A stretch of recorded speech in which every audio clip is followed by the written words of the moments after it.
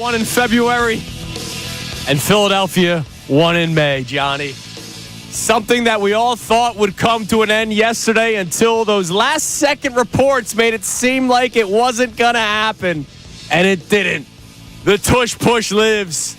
We celebrate today on Kincade Salciunas, 97.5, The Fanatic. This is Kincade and Salciunas. This season was all about World Series or bust, and you just lost your number one reliever for those playoffs. There is no way anybody should say anything other than this guy messed up, and you should hold him to that standard instead of going, yeah, but he's such a nice guy. Look, he cheated. He literally cheated and hoped nobody would find out. And he screwed every guy over in the clubhouse who wants to win a World Series. Every one of them. He screwed them over. Period. Kincade and Salciunas. John Kincade, Andrew Salciunas. 97.5 The Fanatic and 97.5thefanatic.com. And a good victory held championship Thursday morning, Philadelphia. I'm Andrew Salciunas alongside my man John Kincade. Johnny, good morning. That is the second 22-10 victory over Green Bay this calendar year. That's the third victory over Green Bay in 9 calendar months. Yes, that's right. Sao Paulo. They did it internationally, too. Really? Sao Paulo. We won a home game. We won a game in Minnesota. And we won a game in foreign soil. It's amazing. Like, where does Green Bay want to play next time? Yeah, I mean, checkmate once again yesterday. And then, well, it wasn't us. Yeah, I know. That was, I hated it. Mike Florio called. Okay. Mike Florio is willing to carry the water for anybody. I know. I mean, seriously. in case people don't know. We'll get into it. But there was a report that the Packers were forced into it. Yeah, they were just holding the water for Roger Goodell because a team had to send in the wording of not wanting a certain play, which, of course, was the Tush Push. I asked Andrew Brandt, who I respect the hell out of locally. I asked Andrew Brandt because he was pushing that narrative yesterday. And I said, really, Andrew?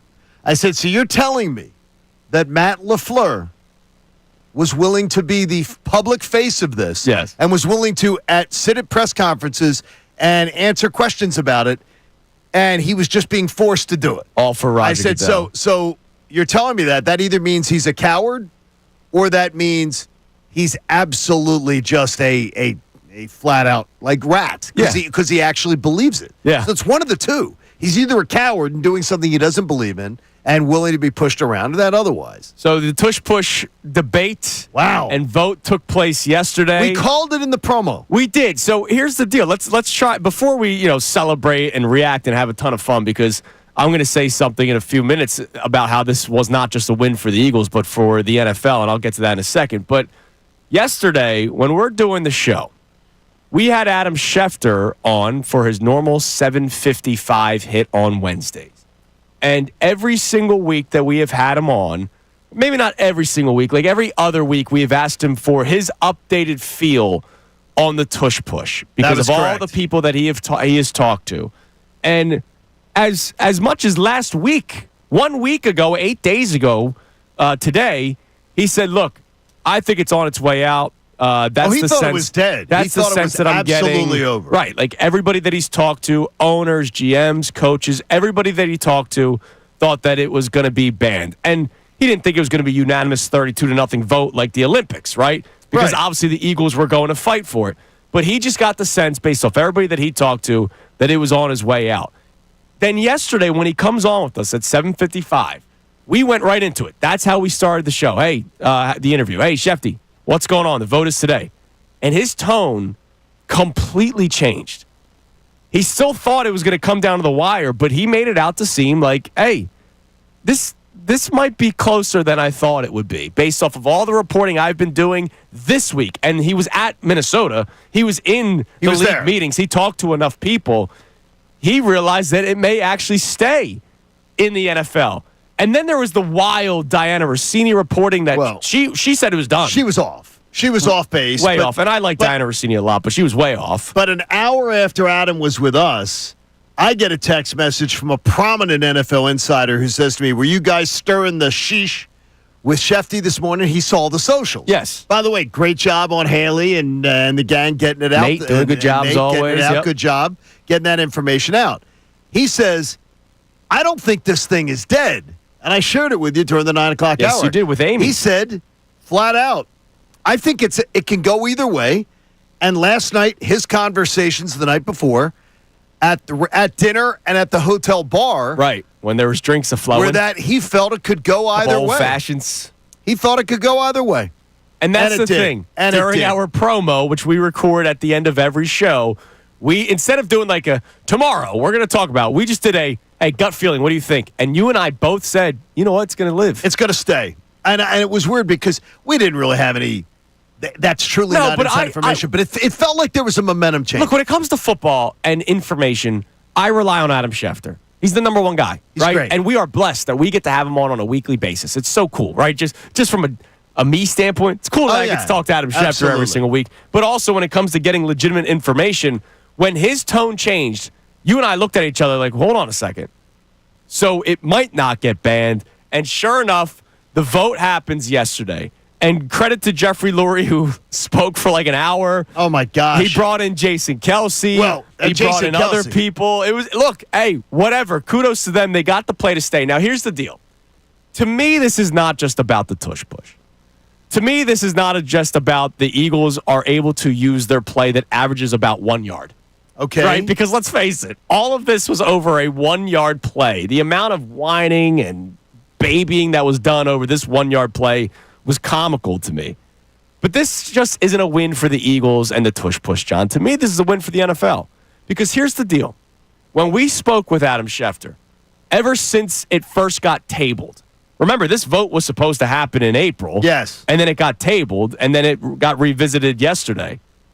Roger Goodell gets what Roger Goodell wants. And that's what Adam kept telling us. And it's happened with the kickoff. It's happened with many other things. Roger Goodell wants to get 18 games. Roger Goodell will get 18 games when that happens. Right now we're at 17. It's going to climb to 18. For all we know, one day could climb to 20 if that's what Roger Goodell wants. Roger Goodell's contract is up yesterday. I'm pretty sure he didn't get that though.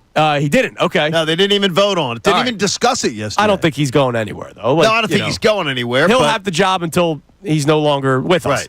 And so the fact that the NFL, at least 10 teams, the Eagles and 9 others, and we'll go through that list because they deserve their own segment, John. The 9 teams that stood tall with the Eagles against the evil emperor. This is a win for the NFL that they showed they can say, you know what? Screw what you want, dude.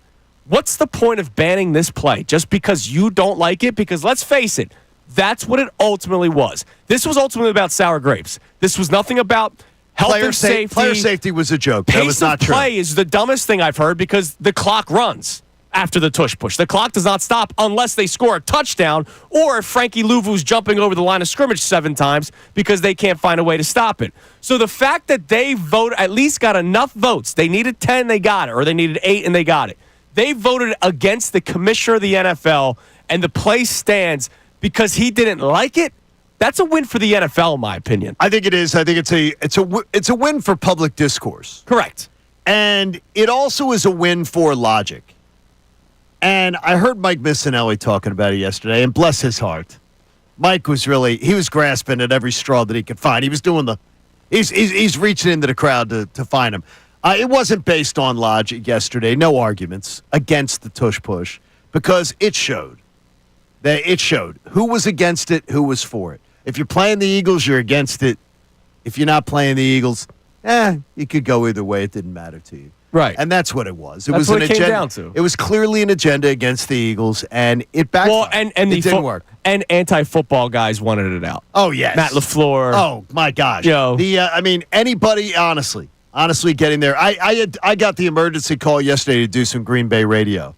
And I thought the host was going to hang up on me. Really? Yeah, I thought he was going to hang up on me because he was just like I said. He's just like, oh well, Matt LaFleur, you're making him out to be like he's nefarious here because he was forced into this. I said, really? Oh, forced into it. Yeah, forced into this. I said, do you know that he was forced into it?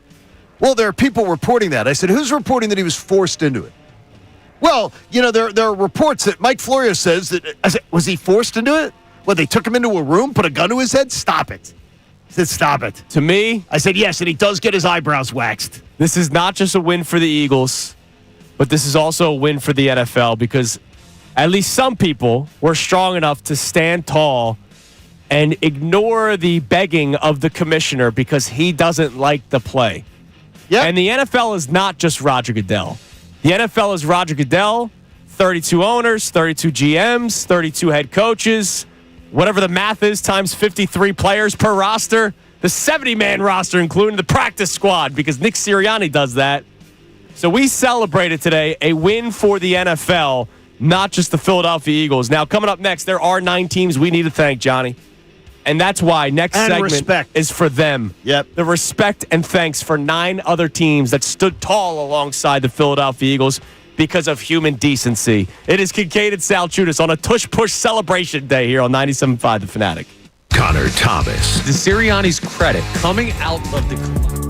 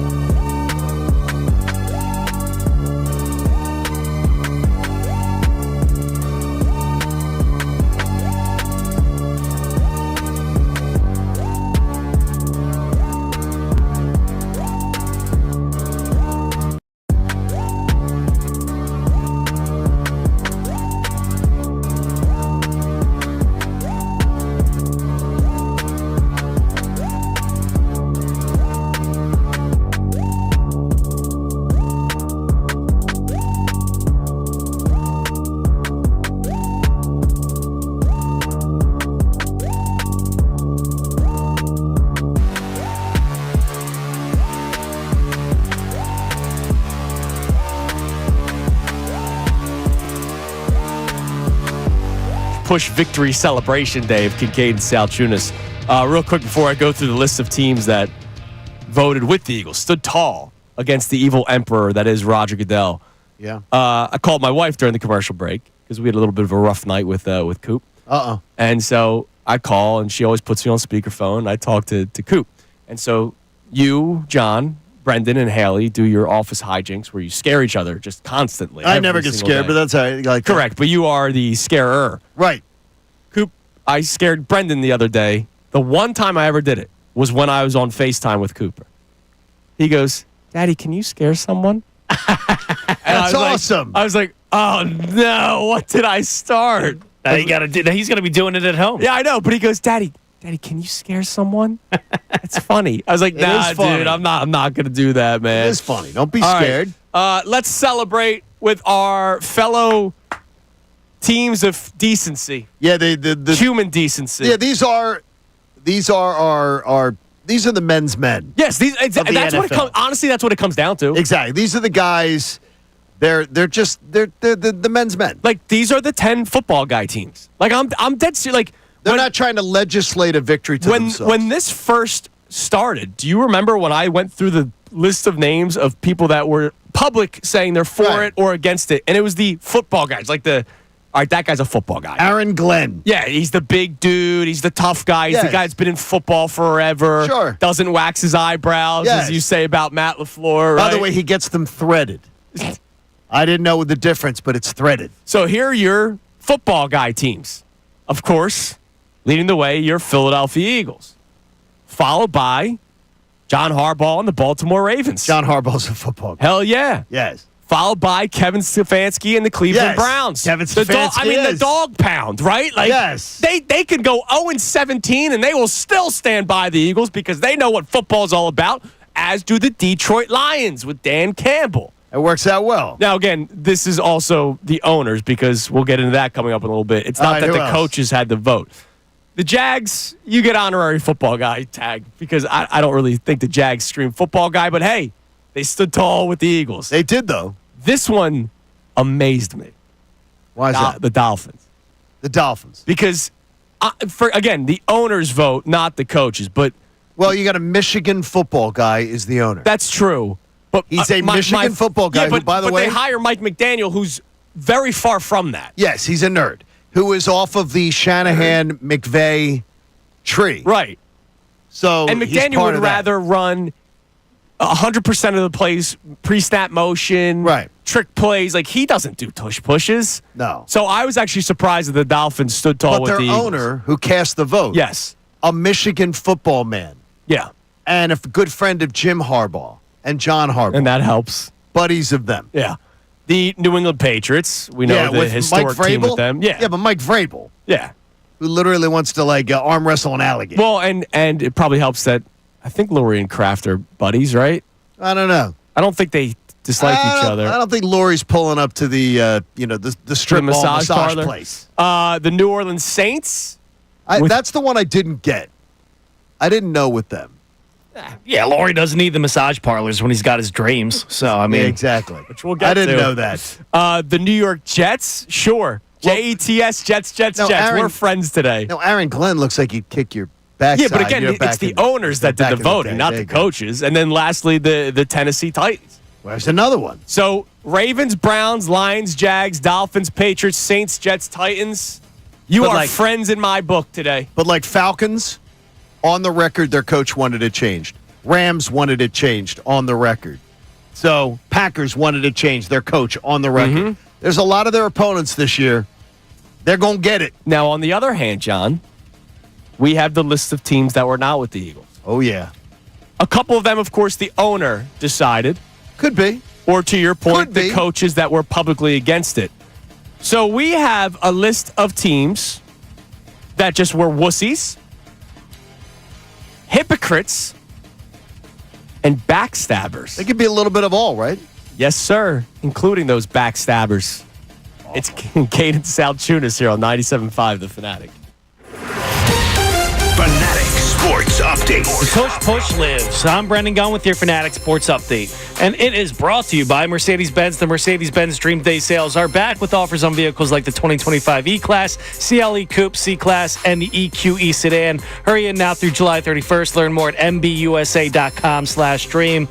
After months of debate, the NFL voted on the future of the Tush push yesterday, and it's here to stay. 22 teams voted to ban it, but 10 teams, including the Eagles, voted to keep the play. In order for the rule to pass, 24 teams needed to vote in favor of it. Reportedly, Eagles owner Jeffrey Lurie and Jason Kelce gave speeches defending the play, and it sounds like their voices were heard. With that vote behind us, next on the agenda for the Birds are the OTAs, which open up this coming Tuesday, May 27th. The Phils won their 6th consecutive game last night with a 9-5 win over the Colorado Rockies. Taijuan Walker got the start. He won 5 innings, struck out 2 batters, and allowed 3 runs on 6 hits. At the plate, the Phils were led by JT Realmuto, who came up with 3 RBI, including a 2-run home run in the 6th inning. Trey Turner and Bryce Harper also went deep in the game. The Phils look to close out the 4-game sweep of the Rockies today. Ranger Suarez is on the mound. First pitch is today at 3:05. This update was also brought to you by Wendy's. With Wendy's breakfast 2 for $3 biggie bundles, you can choose the pair you want at participating U.S. Wendy's. I'm Brendan Gunn on the home of the NBA playoffs, 97.5 The Fanatic and 97.5thefanatic.com. Ricky Batalico. Everybody's.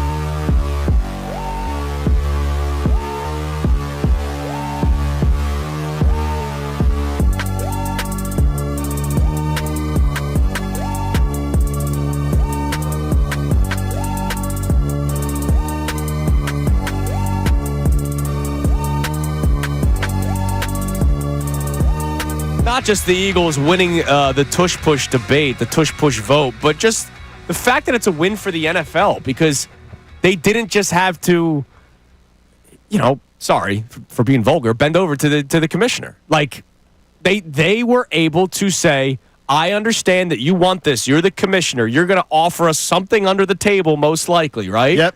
And there are some teams that were originally in favor of keeping the tush-push and then swayed. I wonder, do they still get whatever Goodell offered?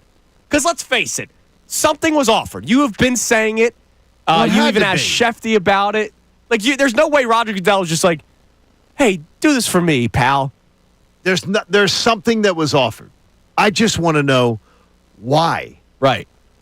Why is I still didn't get an answer. And if you notice, I went back and listened to it yesterday, which you can do at the Fanatics YouTube page. Yes. I still am trying to figure out from Adam Schefter won't answer the question or doesn't know the answer. Or he doesn't know the answer to. Why is the commissioner so invested? He made some assumptions saying, why Goodell hates it? He just doesn't like it. He said, Goodell has said it publicly. Okay, now listen, though. It's not a football play, Here's the thing blah, is, blah, blah. Okay, but first off, I hear Mike Missanelli, and Mike's an attorney. So Mike knows these things. A judge would literally tell Mike, it is a football play because it's a legal play in the game. So the minute you come with that, it would be considered, what are you doing? You're just tossing a bullcrap answer there. Yeah. It is a football play.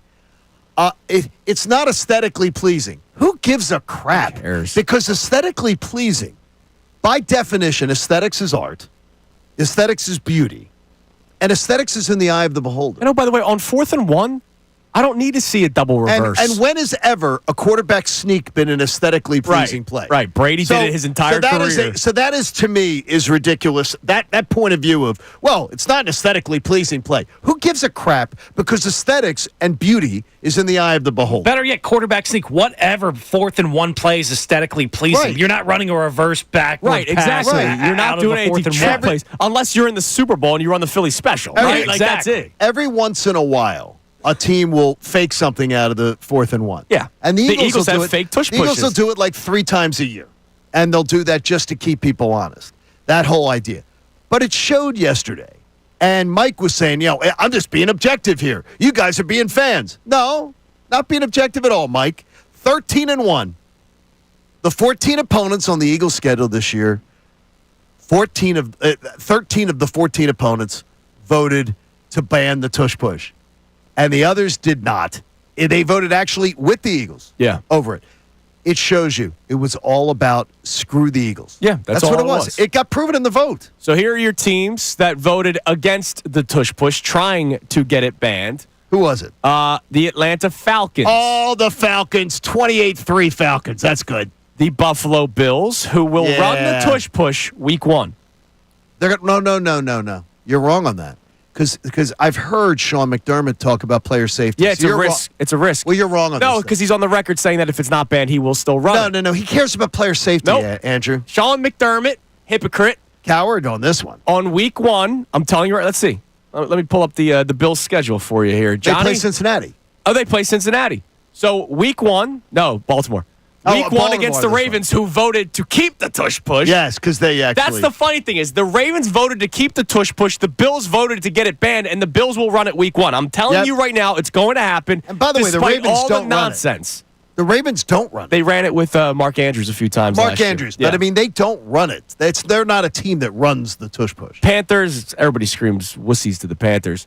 Chicago Bears, that's disappointed me. You're a historic football team. Wait a minute. Have you seen their coach? I know, but they're a historic football team. Yeah, but him, come on. But no, again, it's not the coaches that voted, John. It was also the owners' vote. The coaches that probably had say in it. I don't think Grandma McCaskey, and she's a sweet lady, but I don't think Grandma McCaskey is making that vote. I have so many jokes that I need to I keep think to that's myself passing about down. Grandma. I think that's going down. Cincinnati Bengals, the Dallas Cowboys, who Jerry Jones yesterday goes, I didn't really care. I just enjoyed the discourse. I think he was honest, though.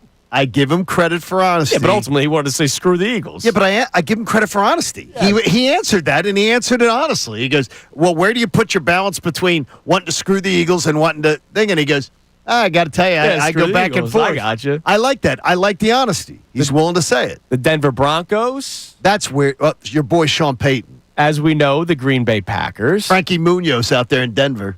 The Houston Texans, which is disappointing because they were one of the teams on record. D'Amico Ryans wanted to keep the tush push, but the owner clearly had a different opinion. I believe that.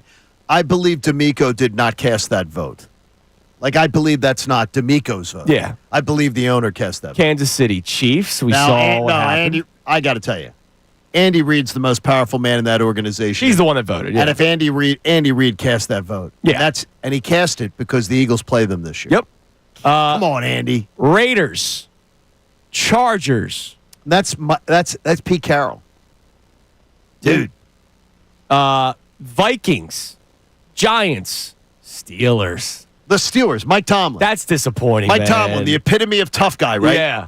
The Steelers. The Steelers, the steel worker men. We're the right? epitome of tough football. Pittsburgh. I don't want to hear about the tough Steelers anymore. Northeast, cold. Yeah, it's cold. Rugged. Yeah, rugged. Yeah. We still pee in troughs Sure they at do. Heinz Field or whatever the hell it's called now. Yeah, They changed whatever the they call name. it. Yeah. And you vote to ban the tush push? Mike Tomlin can preach all he wants about toughness. Seattle Seahawks, Tampa Bay.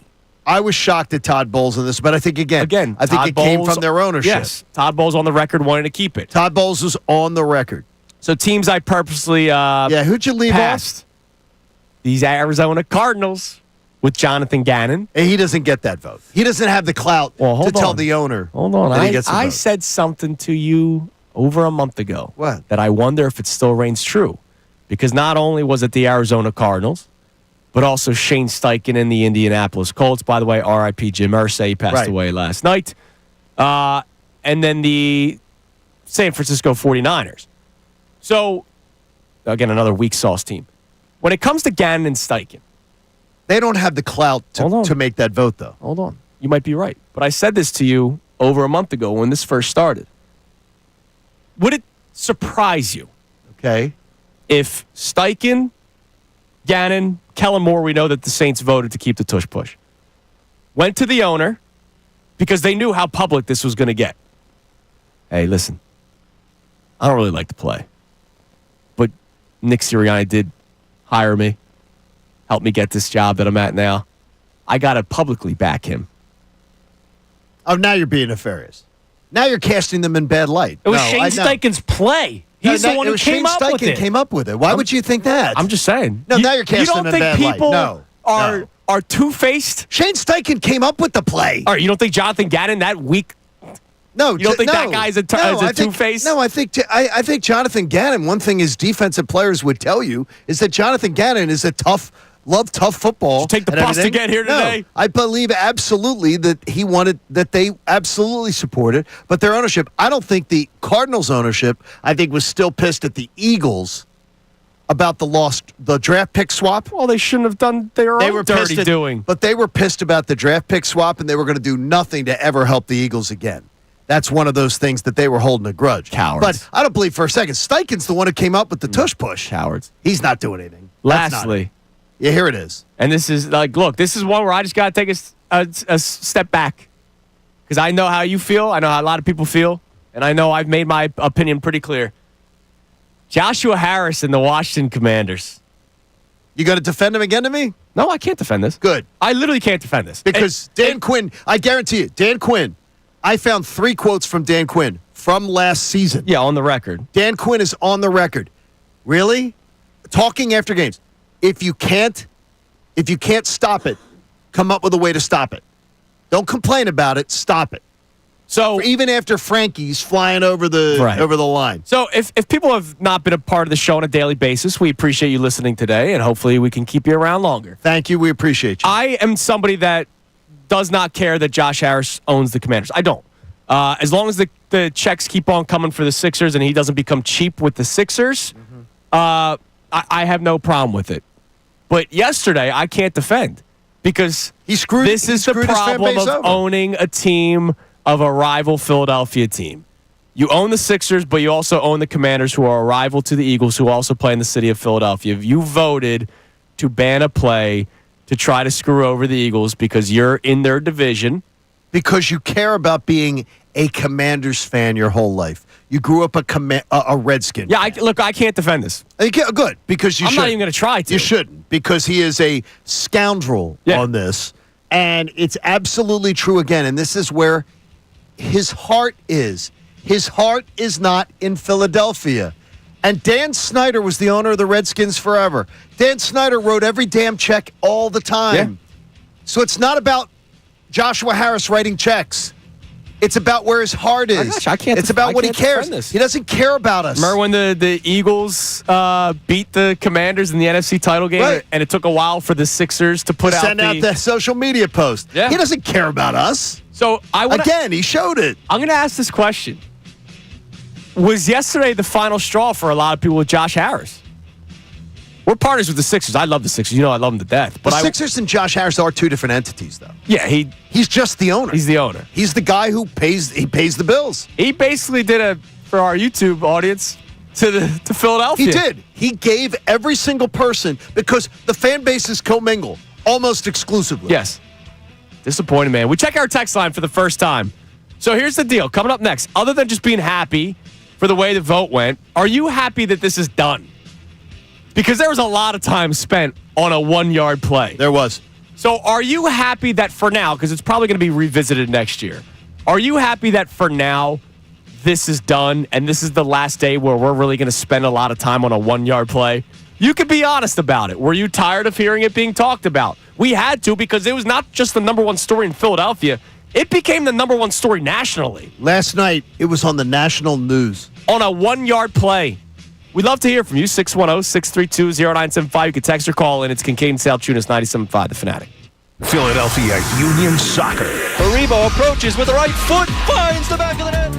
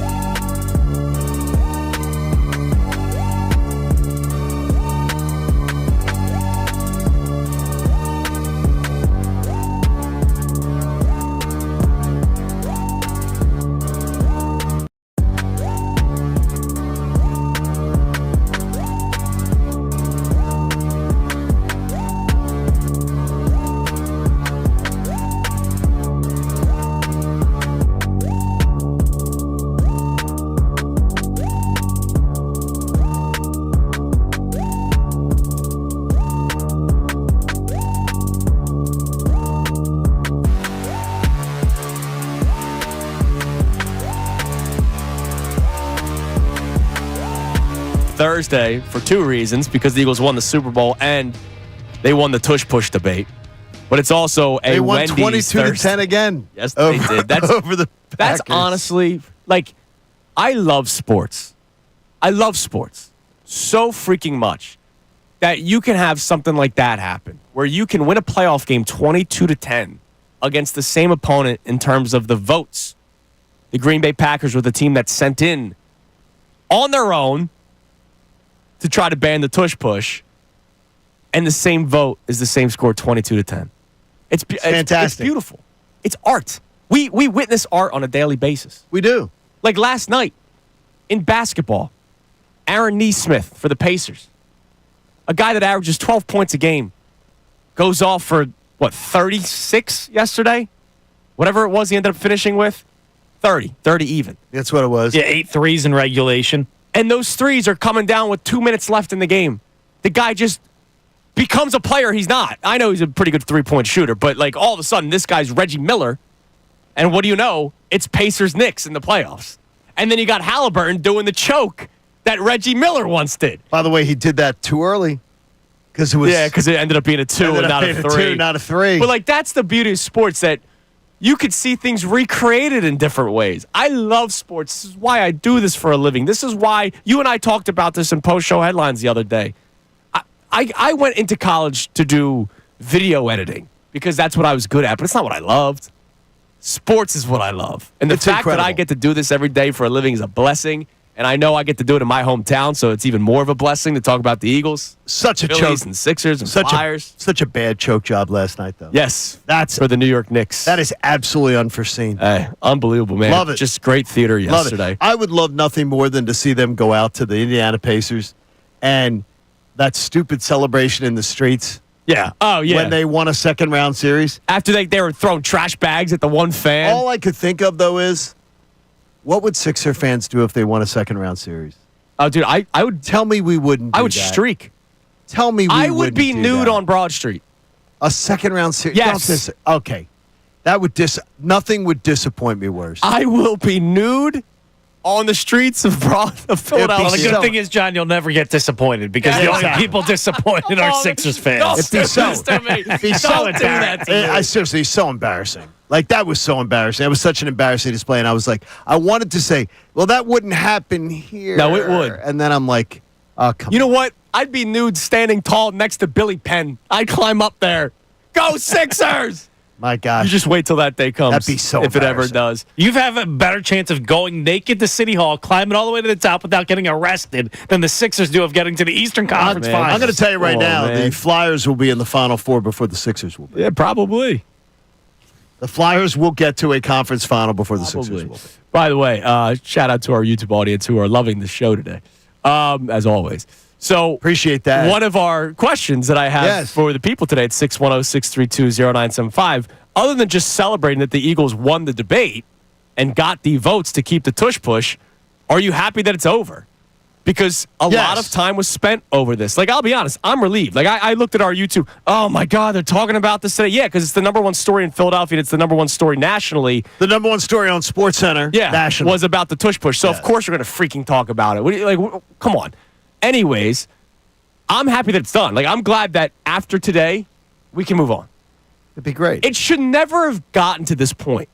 It should never have gotten to the point where there had to be public demands for the Tush Push to either stay or go.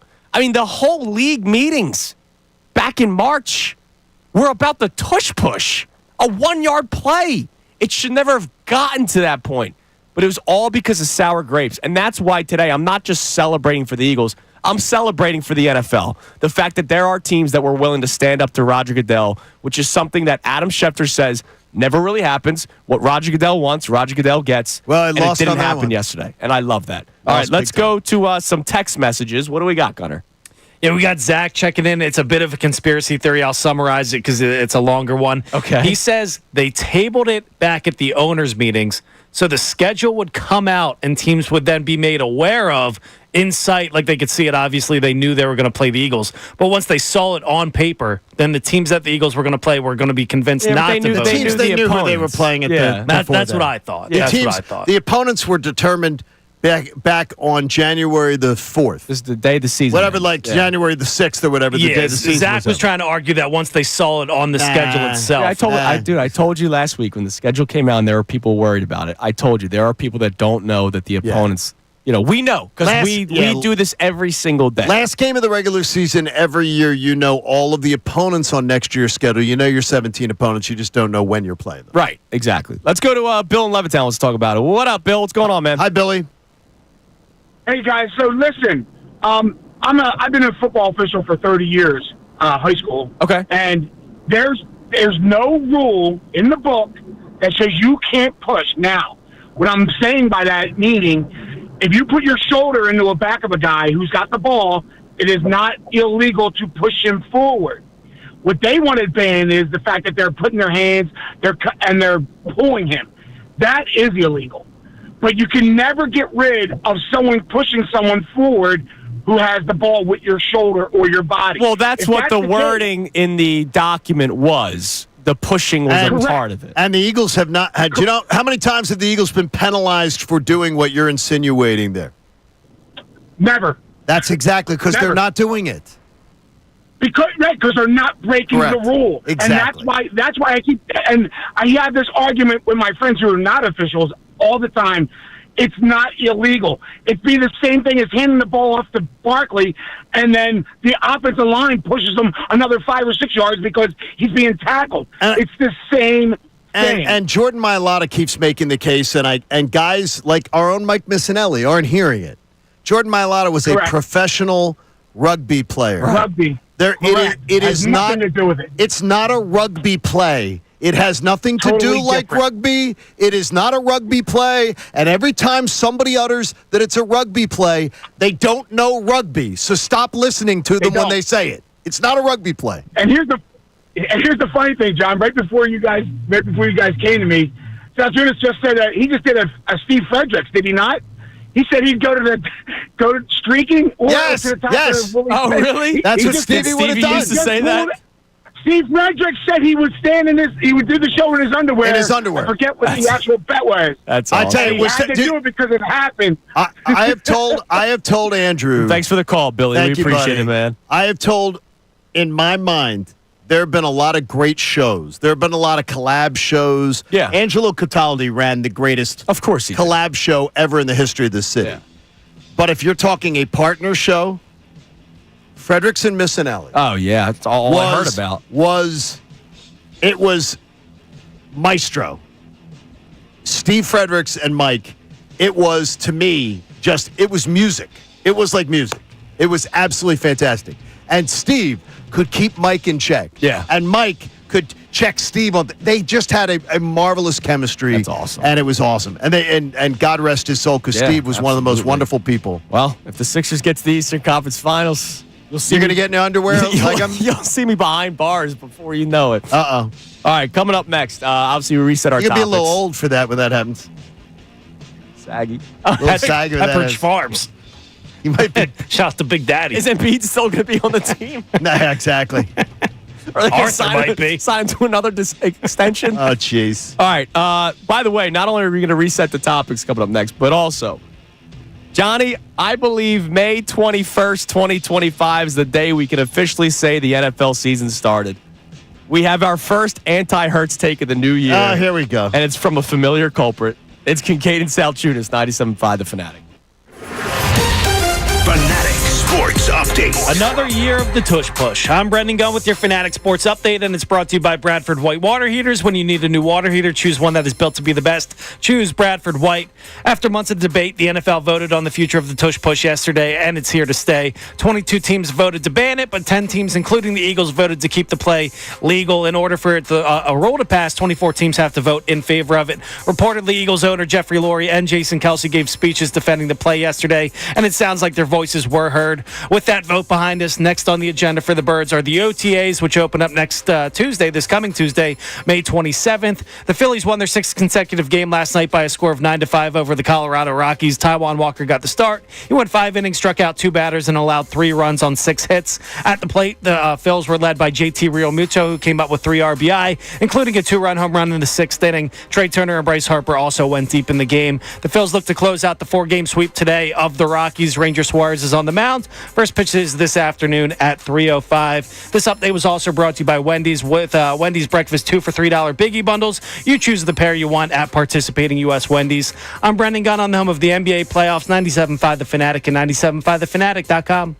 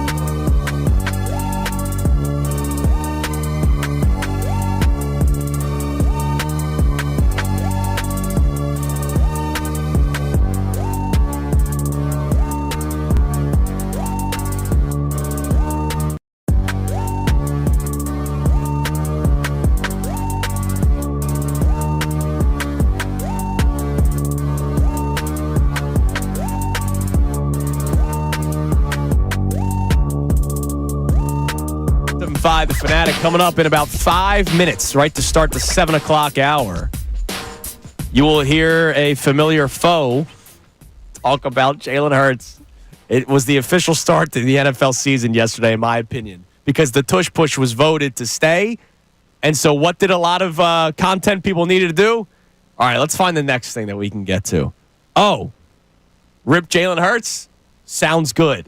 There it is. So you'll hear that coming up in a few minutes. But real quick, we'll reset the show, but also first caller at 610-632-0975 in the 6 o'clock hour now, because we'll do one each hour. We'll win our first of 4 $50 Wendy's gift cards because it is a Wendy's Thursday morning. So 610-632-0975. First person will win a $50 gift card to Wendy's. Wendy's Breakfast 2 for $3 Biggie Bundles lets you choose your perfect duo from your fave 4, including a sausage or egg and cheese biscuit, small seasoned potatoes, or medium hot coffee at participating U.S. Wendy's. You, of course, are watching yourself. And I'm very proud of you. And I got you the kind bars. And not that Wendy's is not still good for you. I could still eat stuff Yes, on the you can. Wendy's menu. I just am trying to be really, really good. You're in the zone right now, heading to the finish line. You're in the zone. Good. I'm proud of you, man. I think that's fantastic. I'm strolling in next Friday for June 4th for my the 18-month testing. And man, I'm gonna walk into that cancer center and just kick ass. Hell yeah, man. Proud of you, Johnny. There we go. All right. Obviously, to start the show, we've been celebrating the not the return, but the continuation of the Tush Push because it was voted for officially yesterday.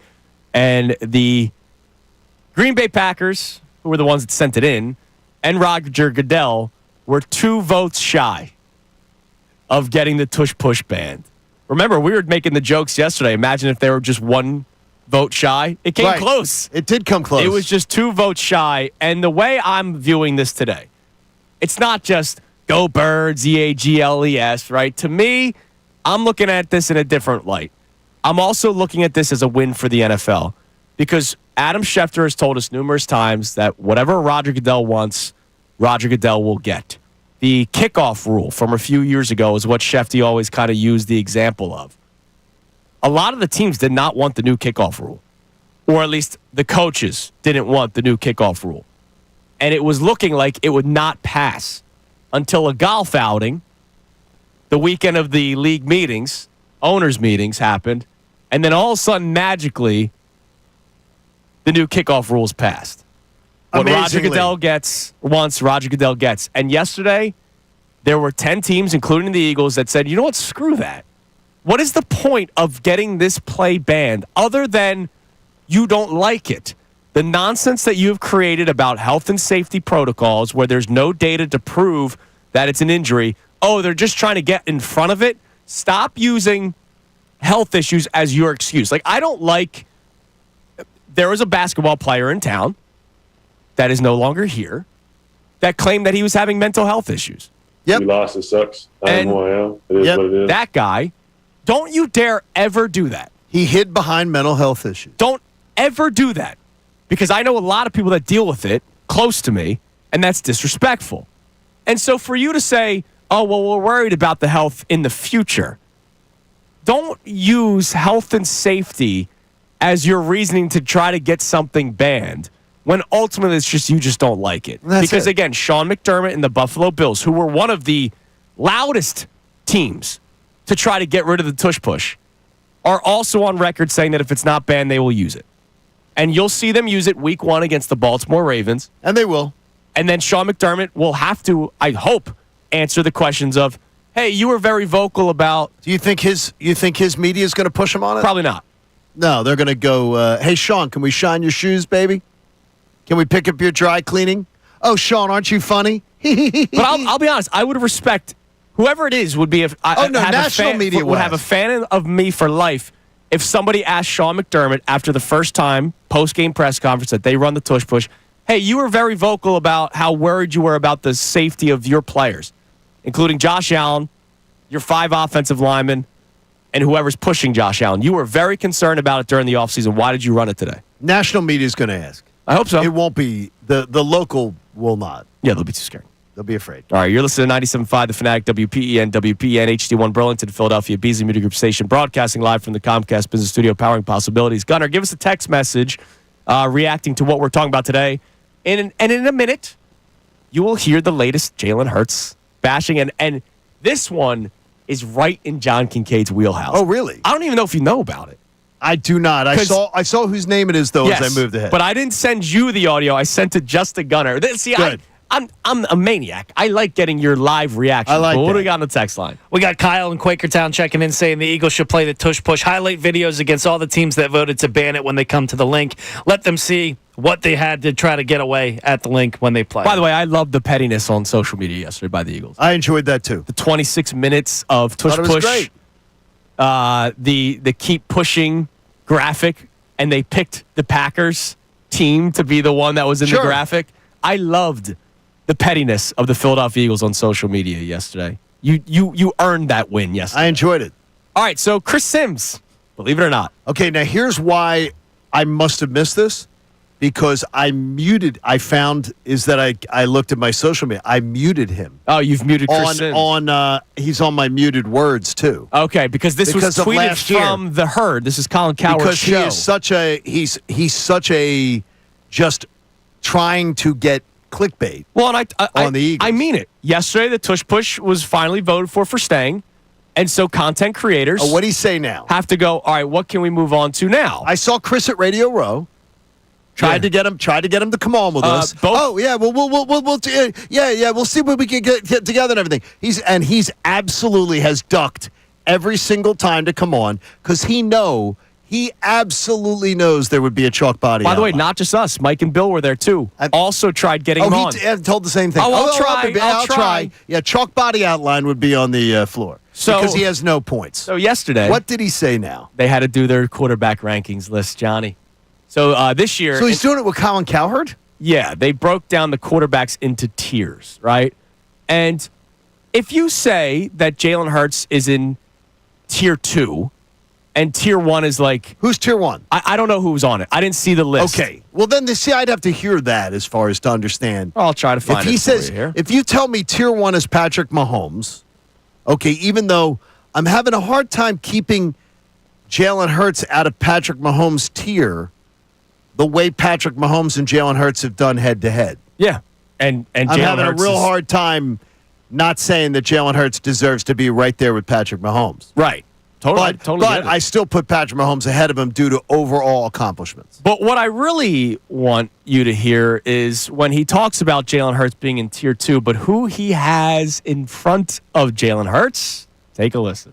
Jaden Daniels, Jalen Hurts, Matt Stafford, and Herbert. But are you comfortable with tier 2? I would put C.J. Stroud in front of over there in front of Jalen Hurts. We have a little bit of a revisionist history here. He won the Super Bowl, and everybody just forgot about the 10 weeks before that we were like, wait, the passing game and the quarterback was the issue. His top receiver said, what's wrong with the team? The passing game. So how can now you be one of the best quarterbacks in the game? I think I would have C.J. Stroud in his place on that tier. Okay, C.J. Stroud, as long as we're forgetting, as long as we're going to forget because stuff. He's doing the whole revisionist history thing, so go ahead. Are we going to forget the revisionist history of C.J. Stroud?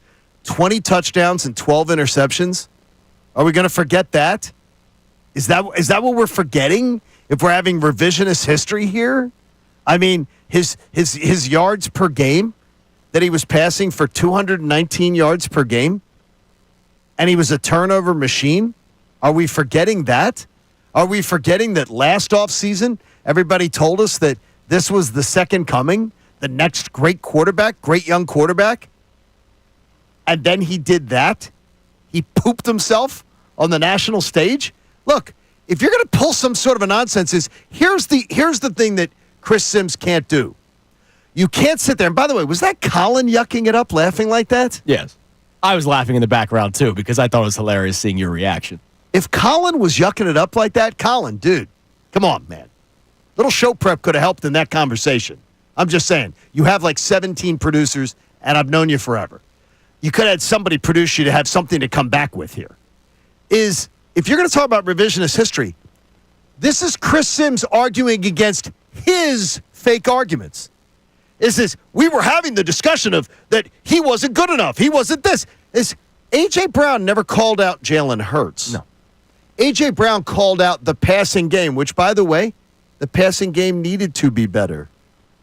Nobody argued that. And, by the way, when the time came where they needed him to throw, the Super Bowl, and he was spectacular. And A.J. Brown, as he pointed that out, when Jalen Hurts was asked, Jalen Hurts also the passing game needs to be better. And then he sits down after the Steelers game and he says, "Is that what y'all wanted to see?" Right. I mean, the thing is, you can't make up all these false arguments against Jalen Hurts, then have them proven wrong, and then go back and say, well, this is what everybody was saying. No, Chris Sims, you were saying it. And you were saying it for your little clickbait show. That's what you were saying it for. Because you constantly do it, and then you constantly duck Philly media because you are the emperor without clothes. You've got nothing to back it up. And so what are you doing? You're getting right back on the tricycle, and you're starting it all over again. Look, Chris, it's May. I know it. You're struggling for content. I get that. I didn't expect Colin, though, to be the chuckle fest for you. I'm very disappointed in that. By the way, one more note. Really disappointed. When he brings up the passing offense. You can at least be my witness because we did the show together throughout the football season. Okay. I wanted it to be that way. I wanted them to run. And we did. That stretch that he was talking about, Saquon Barkley rushed for 176 yards, 108, 159, just 66 in a 34-6 beatdown of the Cowboys. 146, 255, 107, 124, and then it was the Steelers game where Jalen Hurts throws the ball and says, "Is that what you wanted to see?" So during that stretch, Saquon Barkley was averaging 142.6 yards per game on the ground. What did you want him to do? The reason why they went away from passing was because they were running so effectively. We ignore that. And then when it was time to throw in the Super Bowl, Hurts was spectacular.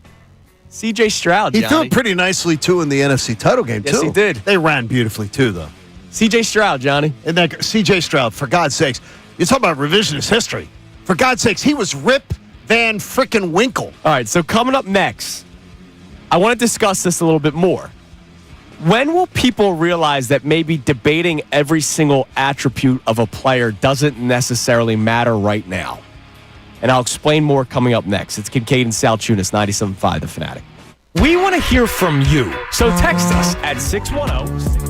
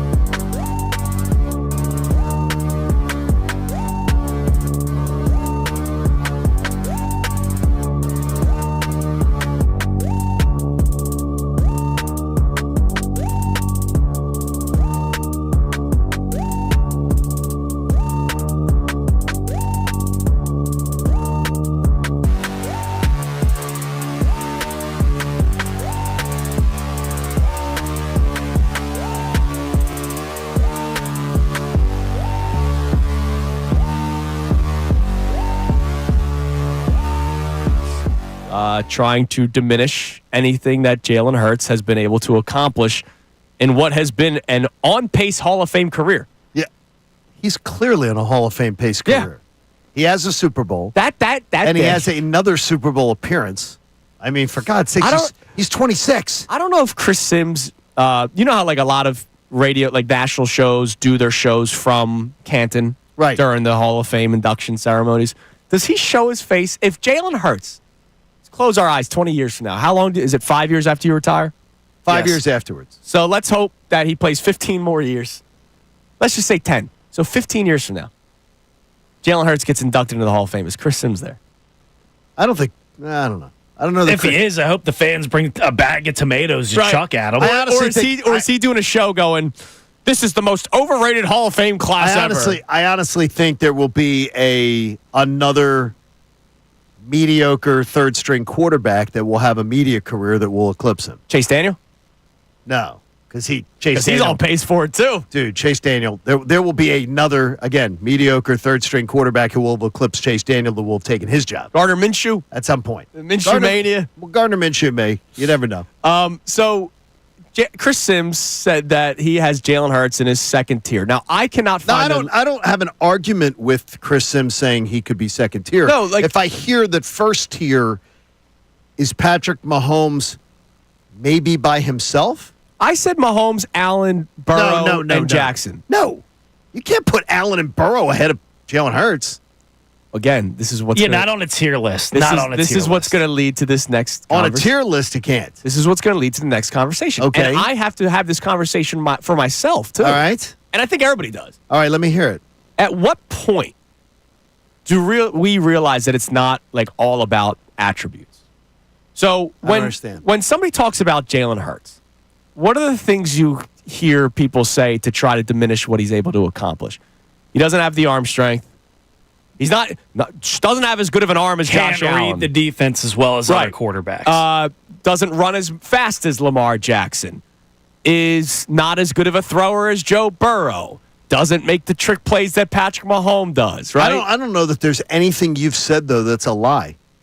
Like all of those statements you made. I think that's what he's getting at. That's what individually. But that doesn't mean... That doesn't mean that somebody should diminish Jalen Hurts. Correct. And that's something that I need to sometimes get to, right? Like, I fall in love with the big arm quarterback. Right. I fall in love with the pitcher that can throw 102 miles per hour. But if they can't spot it worth a damn and they're throwing it down the middle, eventually guys will tee that up and hit home runs. Like at some point, you guys are going to catch up on the Justin Herbert curve.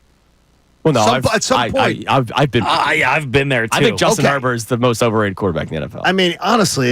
Trevor Lawrence is the most overrated quarterback. No, I'd rather have Trevor Lawrence. I'd rather have Trevor Lawrence than Justin Herbert. Trevor I'll have Trevor Lawrence. Anytime. Much better resume of success in his life as a quarterback. So I'll have him. I'll have him there. How about Justin this? Herbert, How about this? please. We're lucky to not have both of them. How's that sound? I'll take. I just don't understand it. I don't understand the Justin Herbert fascination. Because here's the deal. And again, this goes to this topic. He is the prototype. But you can't put on a tier. You cannot put Joe Burrow and Josh Allen ahead of him. Ahead of I got it Hurts. because Jalen Hurts is beating all of them. Right. And his resume is better as an NFL quarterback. What can't Jalen Hurts do on a football field, right? Maybe he can't throw it 80 yards, but when do you need to throw it 80 yards? You don't. Maybe 10 times a season? And that's the thing. When we have these debates and we have these tiers and rankings and all that kind of stuff, which is fodder for the offseason, right? Absolutely. That's what it comes down to. Let's not kill July and August. Right. It's offseason fodder. A lot of the times people have players ahead of Jalen Hurts or any player. Let's any player in any sport. Because they're not as strong as this guy, or they're not as quick as this guy, or they can't shoot as well as this guy.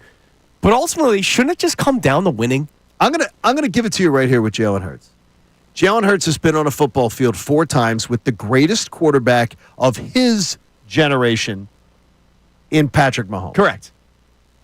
In one of the games, the one that he lost, he was a rookie, and in the fourth quarter, it was a 6-point game. He was trailing by 6 points with a clearly inferior team. Jalen Hurts. Mm-hmm. In another one, he lost a Super Bowl where it was tied at the 2-minute warning. He he then beats him in his home field on a Monday Night Football game. Yeah. And then beats him in a Super Bowl and clearly outplays him in both Super Bowls. Yeah. I don't need to apologize for any Jalen Hurts take I have ever. Because Jalen Hurts has shown it against the greatest quarterback of his generation. Yeah. Bottom line. But again, people look at the attributes before resume. I'm not drafting him in my fantasy team. I don't give a flip about your fantasy team. Actually, Nobody cares about hold it on. either. You should. Because the tush push. Well, every I don't touchdown, know. that's 6 points to your quarterback, my man. Jalen Hurts is a Hall of Fame fantasy quarterback. There you go. I've had him on every team every year. I like betting him on my Bet Parks Hell app. yeah, you do, man. I can tell you By that. the way, that was one of the conspiracy theories yesterday. I'll get into this coming up next. I don't know if you saw this on social media.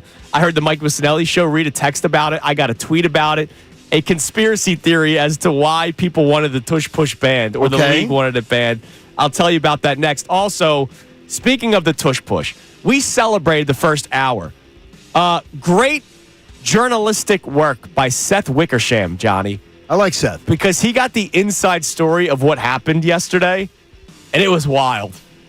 We'll go through some of the notes coming up next. It's Kincade Salciunas, 97.5 The Fanatic. Fanatic Sports Update. Jeffrey Lurie gets to keep dreaming of the tush push. I'm Brendan Gunn with your Fanatic Sports Update, and it's brought to you by Rapid Radios. Rapid Radios are instant push-to-talk walkie-talkies, offering nationality coverage for a limited time. Go to rapidradios.com now for 60% off and free UPS shipping. Add code radio and get an extra 5% off. After months of debate, the NFL officially voted on the future of the tush push yesterday, and it's here to stay. 22 teams voted to ban it, but 10 teams, including the Eagles, voted to keep the play legal. In order for the rule to pass, 24 teams needed to vote in favor of it. Reportedly, Eagles owner Jeffrey Lurie and Jason Kelce gave speeches defending the play yesterday, and it sounds like their voices were heard. With that vote behind us, next on the agenda for the Birds are the OTAs, which open up this coming Tuesday, May the 27th. The Phillies won their sixth consecutive game last night by a score of 9-5 over the Colorado Rockies. Taijuan Walker got the start. He went 5 innings, struck out 2 batters, allowed 3 runs on 6 hits. At the plate, the Phils were led by JT Real Muto, who came up with 3 RBI, including a 2-run home run in the 6th inning. Trey Turner and Bryce Harper also went deep in the game. The Phils look to close out the rare 4-game sweep today against the Rockies. Ranger Suarez is on the mound. First pitch is at 3:05 this afternoon. This update was also brought to you by Wendy's. With Wendy's breakfast 2 for $3 biggie bundles, you choose the pair you want at participating U.S. Wendy's. I'm Brendan Gunn on the home of the NBA playoffs. 97.5 The Fanatic and 97.5thefanatic.com. Texting, the easiest and most convenient.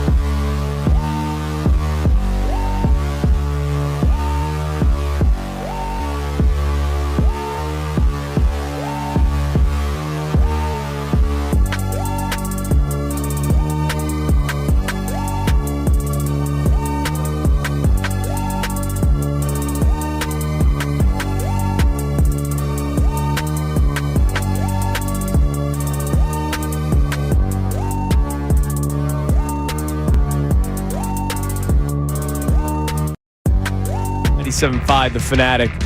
So Seth Wickersham of ESPN did just a great job, a deep dive. Painting the picture. Great journal. It was like yesterday was a journalistic integrity day until Chris Sims, had to open up his mouth. Well, he's not a journalist. That's a good point. But we'll get into... He needs slip-on shoes. We'll get into some of the highlights here coming up.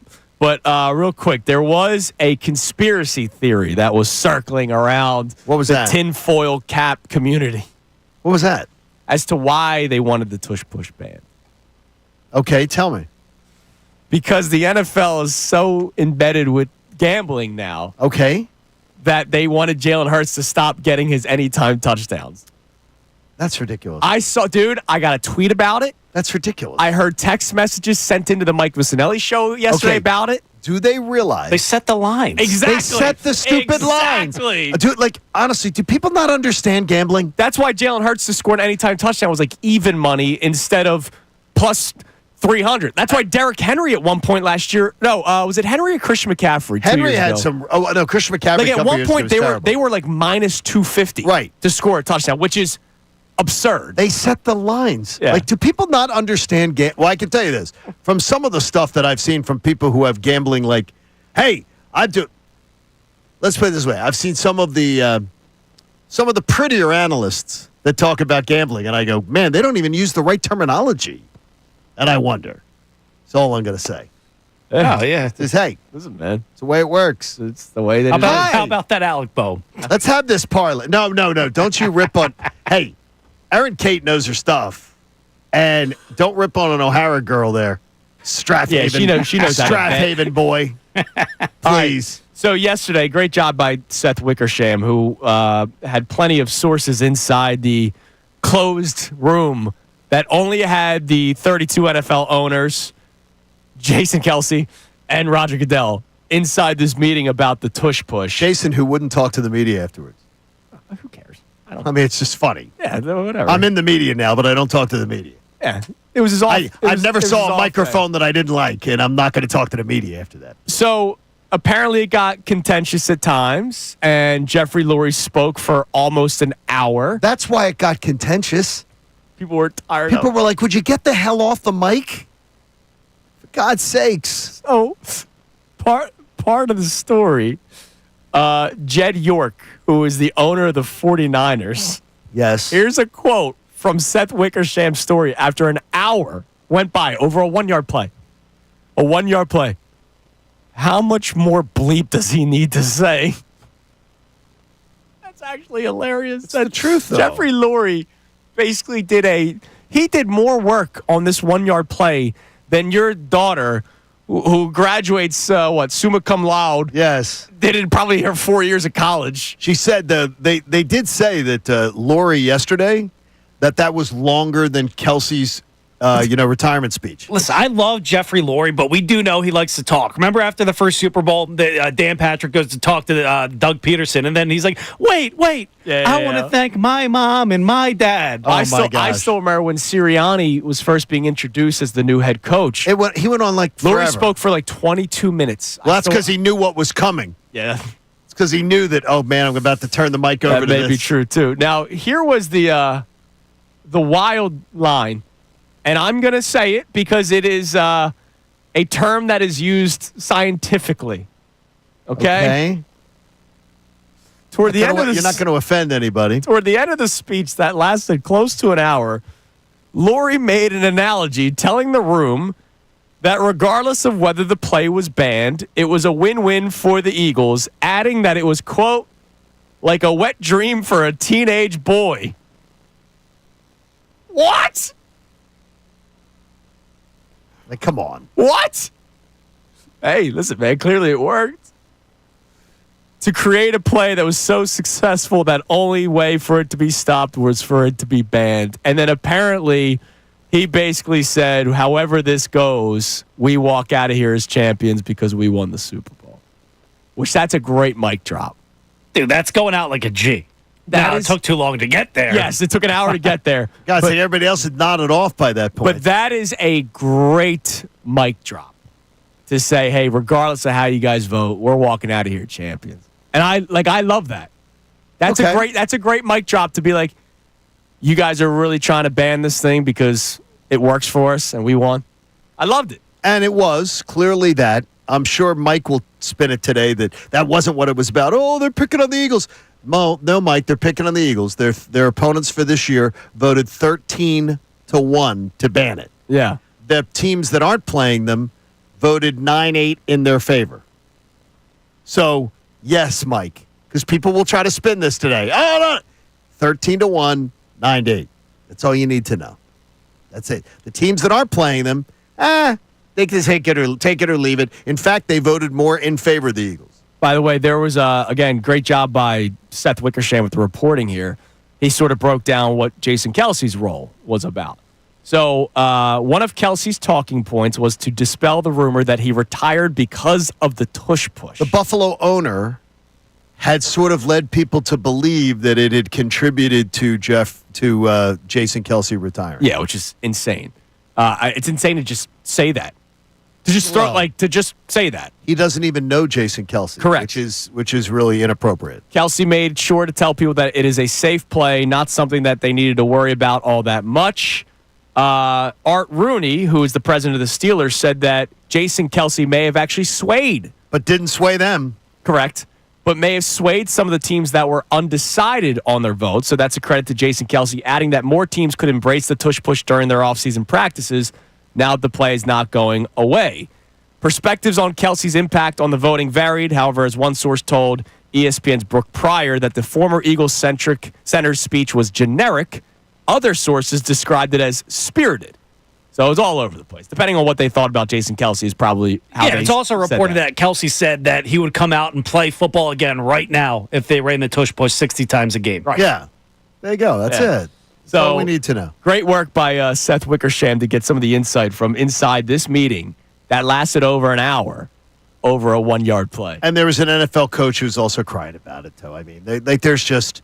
It's amazing the crying. Yeah, it really is going on about it. All right, what do we got on the text line, Gunner? You can text the show at 610-632-0975. Got a longer one here from Jamal. He said Josh Harris's ownership of the Sixers and the Commanders is sort of an oxymoron. While we can all appreciate ownership that hires the right people to run the team, he's clearly shown that the priority is the Commanders. He's more hands-on, more active in what is taking place with that organization. Has he even spoken about the disastrous season the Sixers just had, given us any reassurance on the direction of the franchise? I think as long as he's the owner of both franchises, he will never be able to please both of them. Got to pick which girl you're leaving the bar with, buddy. It's very. I'm being very fair with that.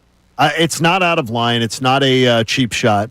It's very, very fair. Yeah. Where there's no lies detected in what that gentleman just tweeted. The only thing I keep on texted. saying, and I've kept the same energy. Obviously, I can't defend him for yesterday, but I've kept the same energy. As long as he keeps cutting checks, I'm fine with it. But I get what you're saying in terms of the perspective of how much he may actually care or not. You realize that, there are maybe a small little handful of owners in the NBA that don't cut checks? A small number. Like the bad owners that don't cut checks in the NBA. Yeah, it's not as bad as baseball. Right. So I'm not pumping my chest about that one and patting him on the back for that. I mean, that's... But you know what? Like a few years ago, again, not that anything has worked. A few years ago, he was celebrated for, when Doc Rivers was here, they had 3 former head coaches on the coaching staff alongside Doc Rivers. So I'm sure that was a lot of money, right? Now, that was a couple years ago, and it didn't work out. That was the Celtics series where, Embiid and Harden decided to disappear the last 5 minutes of the Game 6. And then didn't even show up for Game 7. Shouldn't even have taken the train. But... Look, I as long as the Sixers aren't all of a sudden tanking again. Yeah, but you loved it when they did that. You celebrated with it. I did celebrate it because I thought that's what they needed to do at the time. And it works, just not for the Sixers. Yeah, it works. It works for the Thunder, who are up 1-0 in their. It worked for the Thunder. Yeah.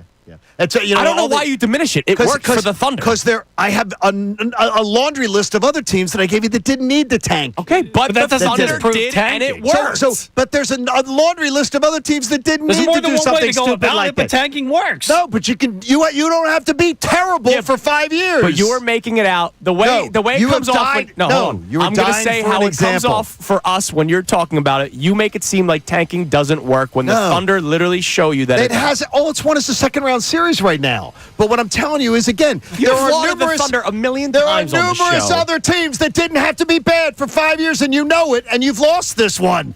Numerous, And now over they got and the over MVP, again. and they're probably going to win the finals. And look who's going to the finals too. Maybe Indiana. Are you freaking kidding me? The Knicks? And they're going to get smacked. Indiana and the Knicks? Again, you have teams, and we're going to lose the Indiana and the Knicks, and we're going to be like, yeah, that's great. Yeah, by the way, coming up around Driving me crazy. Coming up right around 8 o'clock, speaking of that. Oh, my gosh. You do know these NBA playoffs are a fever dream right now. And I'll explain more coming up at 8 o'clock. But it's not a Jeffrey Lurie one. No, those are different types of dreams. Stop. Kids, if you're listening one day, you'll understand. All right, coming up next. Kids going to school this morning. Coming up next, we have not talked about the Phillies yet today, who won again against a excuse of a baseball team in Colorado. But day baseball today, too. Yes, we do, 3 o'clock. I know it was the Rockies, but yesterday was the type of game that you're paying for. And I'm not talking about the fans that pay for the tickets. I'm talking about the team that pays the players. It's Kincade and Salciunas, 97.5 The Fanatic. Jalen Hurts. First and foremost, congratulations to him. Everything that he's been able to achieve.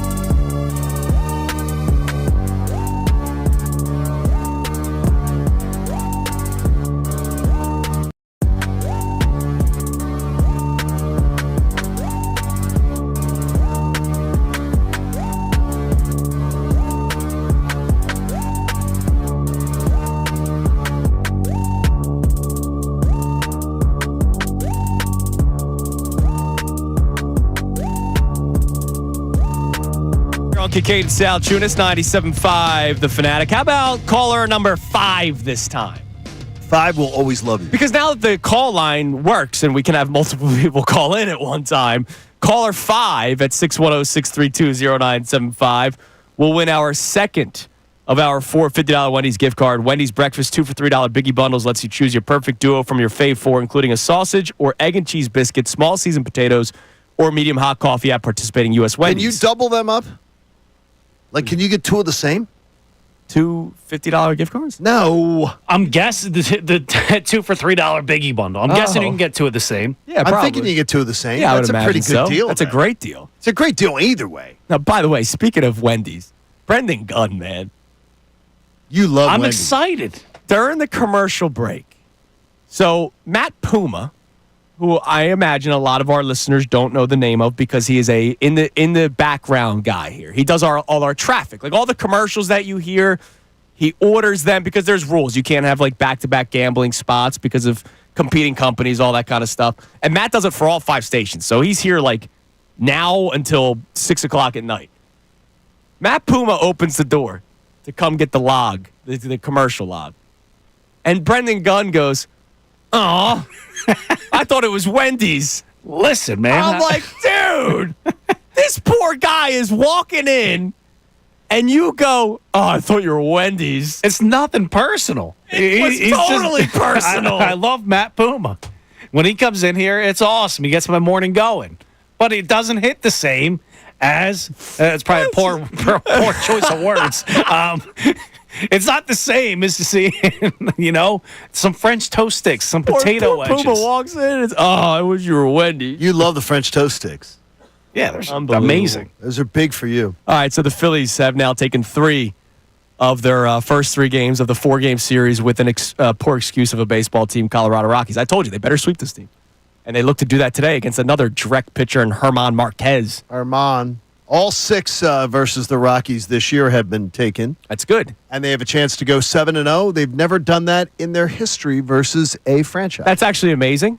Again, How about that? Shows you that the Colorado Rockies are a poor excuse. Well, that's why when you said they should sweep a 4-game series, and I said to you it rarely happens. Yeah, well. Just the fact that the Phillies in their history have never gone 7-0 versus a team just tells you it right there. It's wild. You're also talking about the team first to 10,000 losses. No, I mean, it's wild. It's wild. So the Phillies win 9-5 yesterday against the Rockies. And yesterday was the game that John Middleton pays for. Trey Turner, 2 for 5, RBI, solo shot, 2 runs scored. Mm-hmm. By the way, now batting .308. Still consistently hitting the ball very well. Consistently hitting, absolutely. Bryce Harper, 2 for 5. Solo shot. They go back-to-back. That was awesome. Good to see Harper with the home run. Again, Colorado, that helps, but good to see a little bit of a power surge from Harper. 2 for 5 with the home run. Kyle Schwarber goes hitless, but gets 2 more walks because pitchers fear pitching to Kyle Schwarber. He goes especially in Colorado. Yeah. 0 for 3, 2 walks. By the way, both times he gets on base, he scores. Yep. Because the guy's behind him. Nick Castellanos, 2 for 4. 2 runs scored and RBI. JT Realmuto, 3 for 5, including a home run, 3 RBI. He is now hitting .240 on the season. Remember, before the season started, all I asked was like .250 to .260, but continue to catch at a high level. I think .250, .260 would be fine. That'd be for at his age. What's the RBI number? What? Like 70? What do I want? 70? Sure. 60 to 70. He's at 19. I think 70, he's at 19 right now. He's dragging in that department. I would have hoped 70. But the early season GIDPs, ground into double plays, kind of hurt you when you're trying to. Well, that's going to be a problem. And then finally, Alec Boehm does add to the run scoring with an RBI of his own, but he's obviously not getting the big contract. So Turner, Harper, Schwarber, Castellanos, Realmuto. Your 5 guys that are eating up the majority of your salary. Zach Wheeler and Aaron Nola being the other 2. Those 5 guys all came through yesterday. It's the kind of day you want. Yeah. But again, I just write it off as you do. I mean, you should write it off with Colorado. Yeah. What you're but it's supposed still good to to do. see. Look, if all 5 of those guys sucked yesterday and it was the Boehm, Sosa, Wilson, Marsh, Rojas show. Then it's unacceptable. Right. So even though you're right, it's the Rockies, at least they're doing it. Because if they're not, then we're going to say, oh, my God, they couldn't get a hit against the Rockies yesterday. It should not be a discussion. Today, 3 o'clock. Chance to close it on out today with Ranger on the mound. There you go. So you get a little Ranger day this afternoon. So, by the way, the pitcher yesterday for the Rockies, that Carson Palmquist, let's see, did he go up or down ERA? Oh, he went up. He did go up from 15? 11.25 after his first outing to 11.88. Oh, wow. In his second outing in his major league career. So you can watch the Phils this afternoon and just grab the nurse's ball on the DVR. Today, look, you know what's going to happen? You can't write it off, though, John. You said it was going to be hard to pull off the 4-game sweep. It is hard to pull off a 4-game sweep in baseball. It's almost rarely ever done. Now, what's also rarely ever done is a team with the first to 40 losses in 130 years. 8-41 are the Colorado Rockies. Oh my gosh! Now here's what's bad. Here's what's going to happen. Okay, here's what's going to happen. What's that? So after the show today, it's a 3 o'clock game. Like, I'm excited to just sit back with a nice little beverage. Okay. And watch some day baseball. Right. What if Coop wants to play? He'll play there. He'll be there. I've not placed a wager yet during this series. I guarantee you today's the day I put a little SGP together and the bats go silent. Why do you say that? Because it's just going to happen. Have you seen the tomato can they're hitting? Yeah, Marquez sucks. He's terrible. Again, Connor was debating us earlier this year. He's not as bad as you think. He's not as bad as you think. That guy sucks. Should not be in Major League Baseball with his 8.78 ERA this year. Yeah, but he's not as bad as you think he is. Yeah, he's not as bad, yeah. If he pitched for a real club. Yeah, well, real clubs don't want him. By the way, check out the deal of the week. A great one. We've been lauding it. It's the same day ride and water park combo ticket to Maurice Piers for just $70. It's a $50 savings per ticket for unlimited rides on 3 piers and both water parks for a whole day. Make this summer unforgettable at Maurice Piers. Get this exclusive offer while supplies last at 975thefanatic.com/deals. All right, sneak us in a text message here, Gunner, at 610-632-0975. We got first-time texter checking in here saying, I think the first play against the Packers, the Birds should line up in the tush-push formation. I don't care if it only gains 2 yards and it's petty. I would love it. No. Just win the game. Just go win the game. It's better to do. Just go win it. And Green Bay is going to be so fired up for that game, too. It's going to be a raucous atmosphere in Lambeau for sure. It's just so funny that this is all over a 1-yard play. Mm-hmm. And, like, Jeffrey Lurie's talking for an hour. I mean, can you imagine being in that room? Seriously, and being hostage to Jeff Lurie talking for an hour? Come on. Hey. The other owners are like, come on, dude. Honestly, I wonder, were there anybody that were on the fence and said... That said, I'm voting against him just because of how long this is taking? Because he's wasting our time. I got a private jet gassed up and ready to go. I was about to say they wanted to explore Minnesota, but I don't think anybody actually wants to do that. No, nobody really needs to explore Minnesota if they've been. You don't need to. It's been explored. Coming up next. Hans Christian Andersen or whoever that is. Coming up next, we'll reset today's topics. Also at 8 o'clock, if you are like me, as in love with the Sixers as I am, we are living a fever dream or a fever nightmare with these playoffs, and I'll explain more coming up. It's Kincade Salciunas, 97.5 The Fanatic. Fanatic Sports Update. The Tush Push lives. I'm Brendan Gunn with your Fanatic Sports Update, and it's brought to you by Wendy's. With Wendy's breakfast 2 for $3 biggie bundles, you choose the pair you want at participating U.S. Wendy's. After months of debate, the NFL voted on the future of the Tush Push yesterday, and it's here to stay. 22 teams voted to ban it, but 10 teams, including the Eagles, voted to keep the play legal. In order for a rule to pass, 24 teams need to vote in favor of it. Reportedly, Eagles owner Jeffrey Lurie and Jason Kelce gave speeches defending the play yesterday, and it sounds like their voices were heard. With that vote behind us and the Tush Push still legal, next on the agenda for the Birds are the OTAs, which open up this coming Tuesday, May 27th. The Phils won their 6th consecutive game last night by a score of 9-5 over the Colorado Rockies. Taijuan Walker got the start. He went 5 innings, struck out 2 batters, allowed 3 runs on 6 hits. At the plate, the Phils were led by JT Realmuto, who came through with 3 RBI, including a 2-run home run in the 6th inning. Trey Turner and Bryce Harper also went deep in the game. The Phils look to close out the rare 4-game sweep today over the Rockies. Ranger Suarez is on the mound First pitch is today at 3:05. This update was also brought to you by Philly Sports Trips. The NFL schedule was just rolled out. Book your Epic Birds away game trip now at phillysportstrips.com. They sell out fast. That's phillysportstrips.com. I'm Brendan Gunn on the home of the NBA playoffs. 97.5 The Fanatic and 97.5thefanatic.com.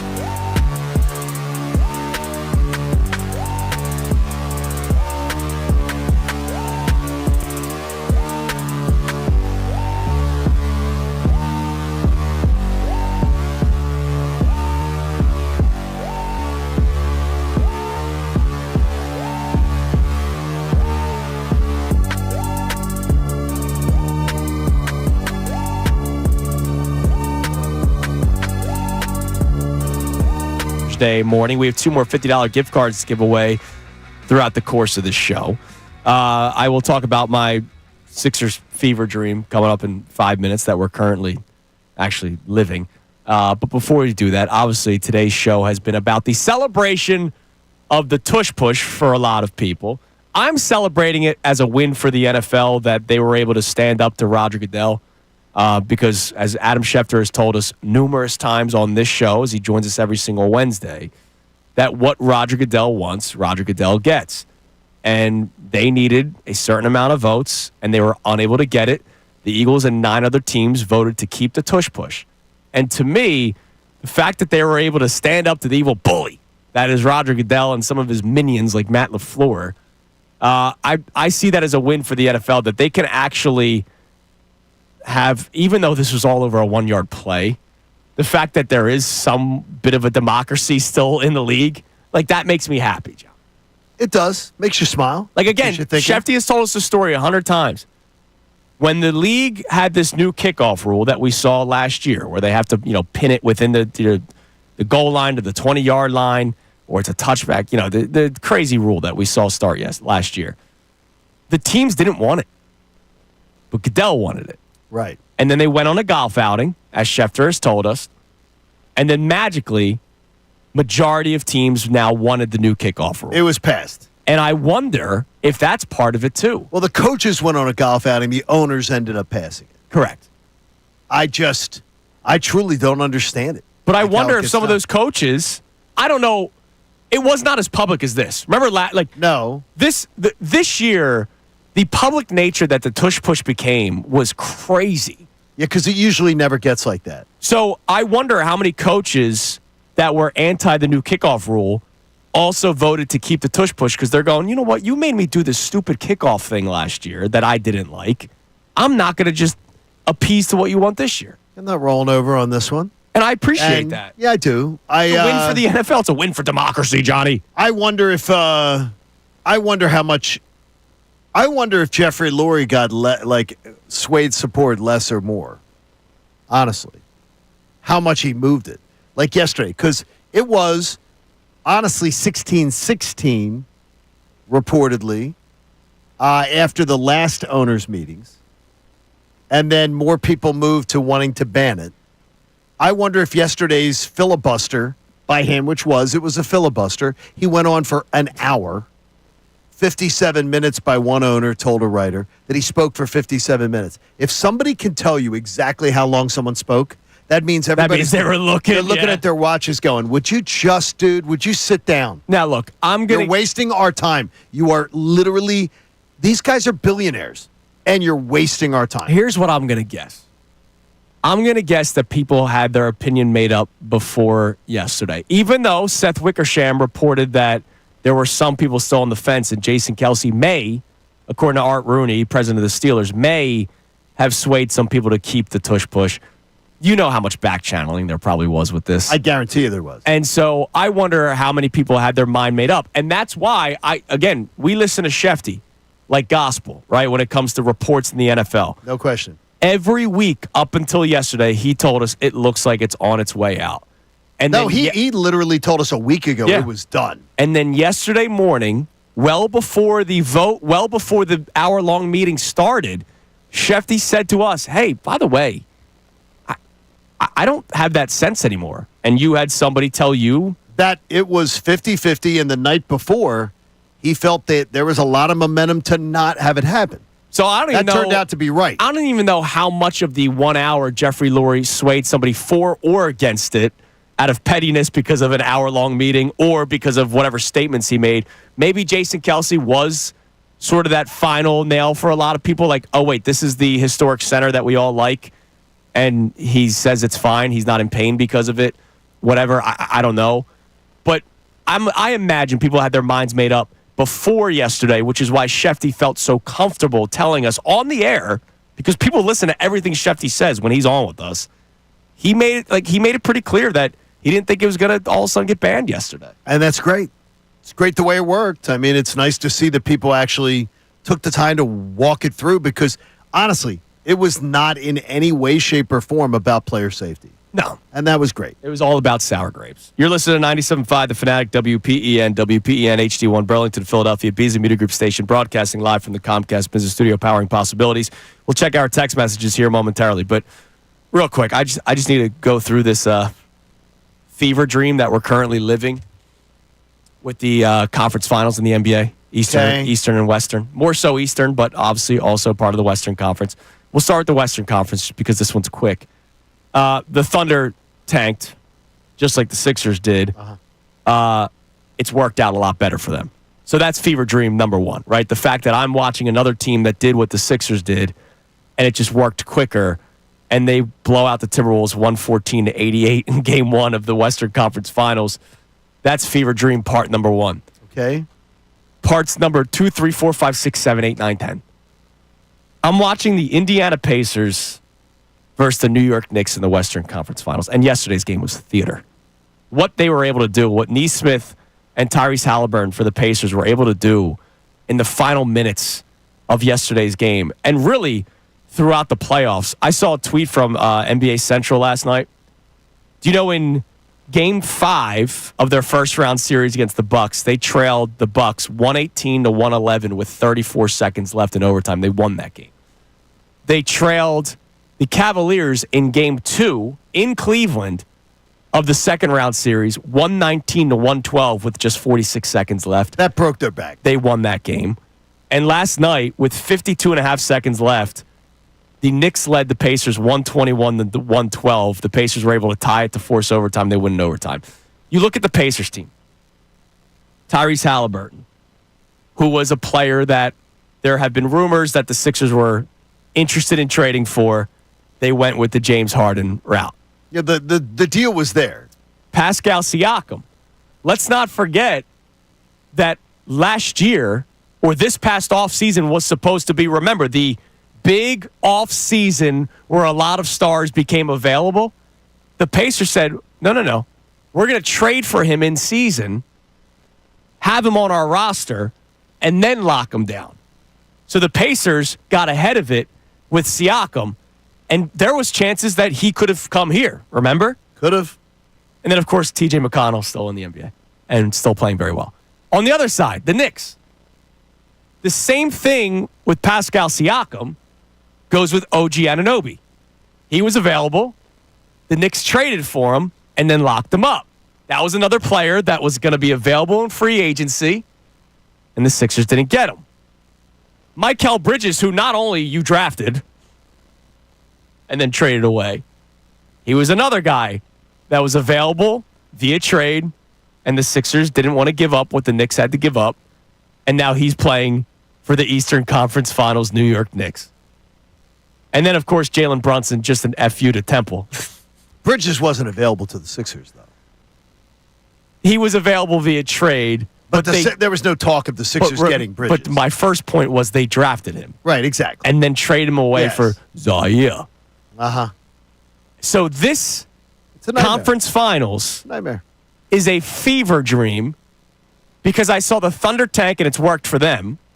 I see players on the Pacers that were linked to or once almost traded for playing well for them. Yep. And then the same with the Knicks. And one of those guys you actually drafted and then traded away a guy who does not play in the NBA anymore, in Zaire Smith. It's really not gone well, has it? It's a very painful conference finals for me right now, Johnny. You talking right through that's terrible. I just needed to get that off my Yeah, it's chest. bad. Also campaign. Weirdest shot in the NBA. Uh-huh. All right, what do we got on the text line? We'll keep it here with the Sixers for this one. We got somebody checking in. No Add name to my on pain. The owner sets the entire culture, doesn't just cut the checks. See Jeffrey Lurie. Sixers culture stinks. Harris stinks. Sell the team. They're a soft organization. Well, look, I get the culture thing. And look, Jeffrey Lurie, our man Kevin Nagandi, who's going to be joining us tomorrow, could not do today. He put out a tweet yesterday that in his lifetime, and I'm sure you can attest to this, you will probably agree, and I think it's our lifetimes too, Gunner, that Jeffrey Lurie is the greatest owner in Philadelphia sports in his lifetime. Right? There should be no argument. Yeah. Plain and simple. There shouldn't be an argument. But But again, when we have an owner who is it's what you're committed to. It's what you're involved in day to day. And right now, the Sixers owner is in love with the Commanders. And it's his passion. It's what he grew up loving. It's the Washington Redskins. It's the team he loves. It's his hometown. That's it. What else we got, Gunner? We got Faye checking in from Pottstown saying, Hi, Faye. When I saw the dream quote from Jeffrey Lurie posted on social media, I thought it was clickbait. Then I saw it again and again from all reputable sources, and I couldn't believe it was real. First, Howie Roseman talked about winning the Super Bowl and losing his virginity. Now we got Jeffrey Lurie talking about wet dreams. What's going on over at NovaCare? Yeah, I mean they're just feeling good right now. I would say they're just all feeling good right now. I would say that you could. There are a lot of choice of words. He was in the moment. He was in the moment, John. Can Troy Vincent just grow up, though, dude? Like, dude, yeah, he was apparently very upset. Because there are a lot of female executives in the room? Yes. Yes. They're not middle schoolers. No. It's a meeting. No. Don't roll your eyes. There are female executives in the room. Yes. He can expect that that's not, it's a $1 billion industry. He's expecting that people are not doing that in a boardroom meeting of $1 billion industry. I am just saying. But Jed York can go curse and said, when the F is this guy going to be done? Like that is not a word that is a word that men and women use perfectly fine. Hold on. I am just saying. And that happens in a boardroom. That word gets used in a boardroom. This is Science Hour of Kincade and Salciunas. Women also can have those dreams. That's all I'm just saying. And that is not something that is in an executive boardroom that is considered. That's not normal. And whether it's just not appropriate. But it was in a that closed setting. door meeting. It just leaked out. Look, Jeffrey. I understand, and that's it. You weren't supposed to know. Yeah, leaked out. No pun intended. What we found out is that Jeffrey Lurie is a football guy. You weren't That's what we supposed to found know out yesterday. That he's scolding them for that. All right, coming up next. If that wasn't today's headlines with Brendan Gunn, I don't know what is. That comes your way next here on Kincade and Salciunas 97.5 The Fanatic. Mike Missanelli.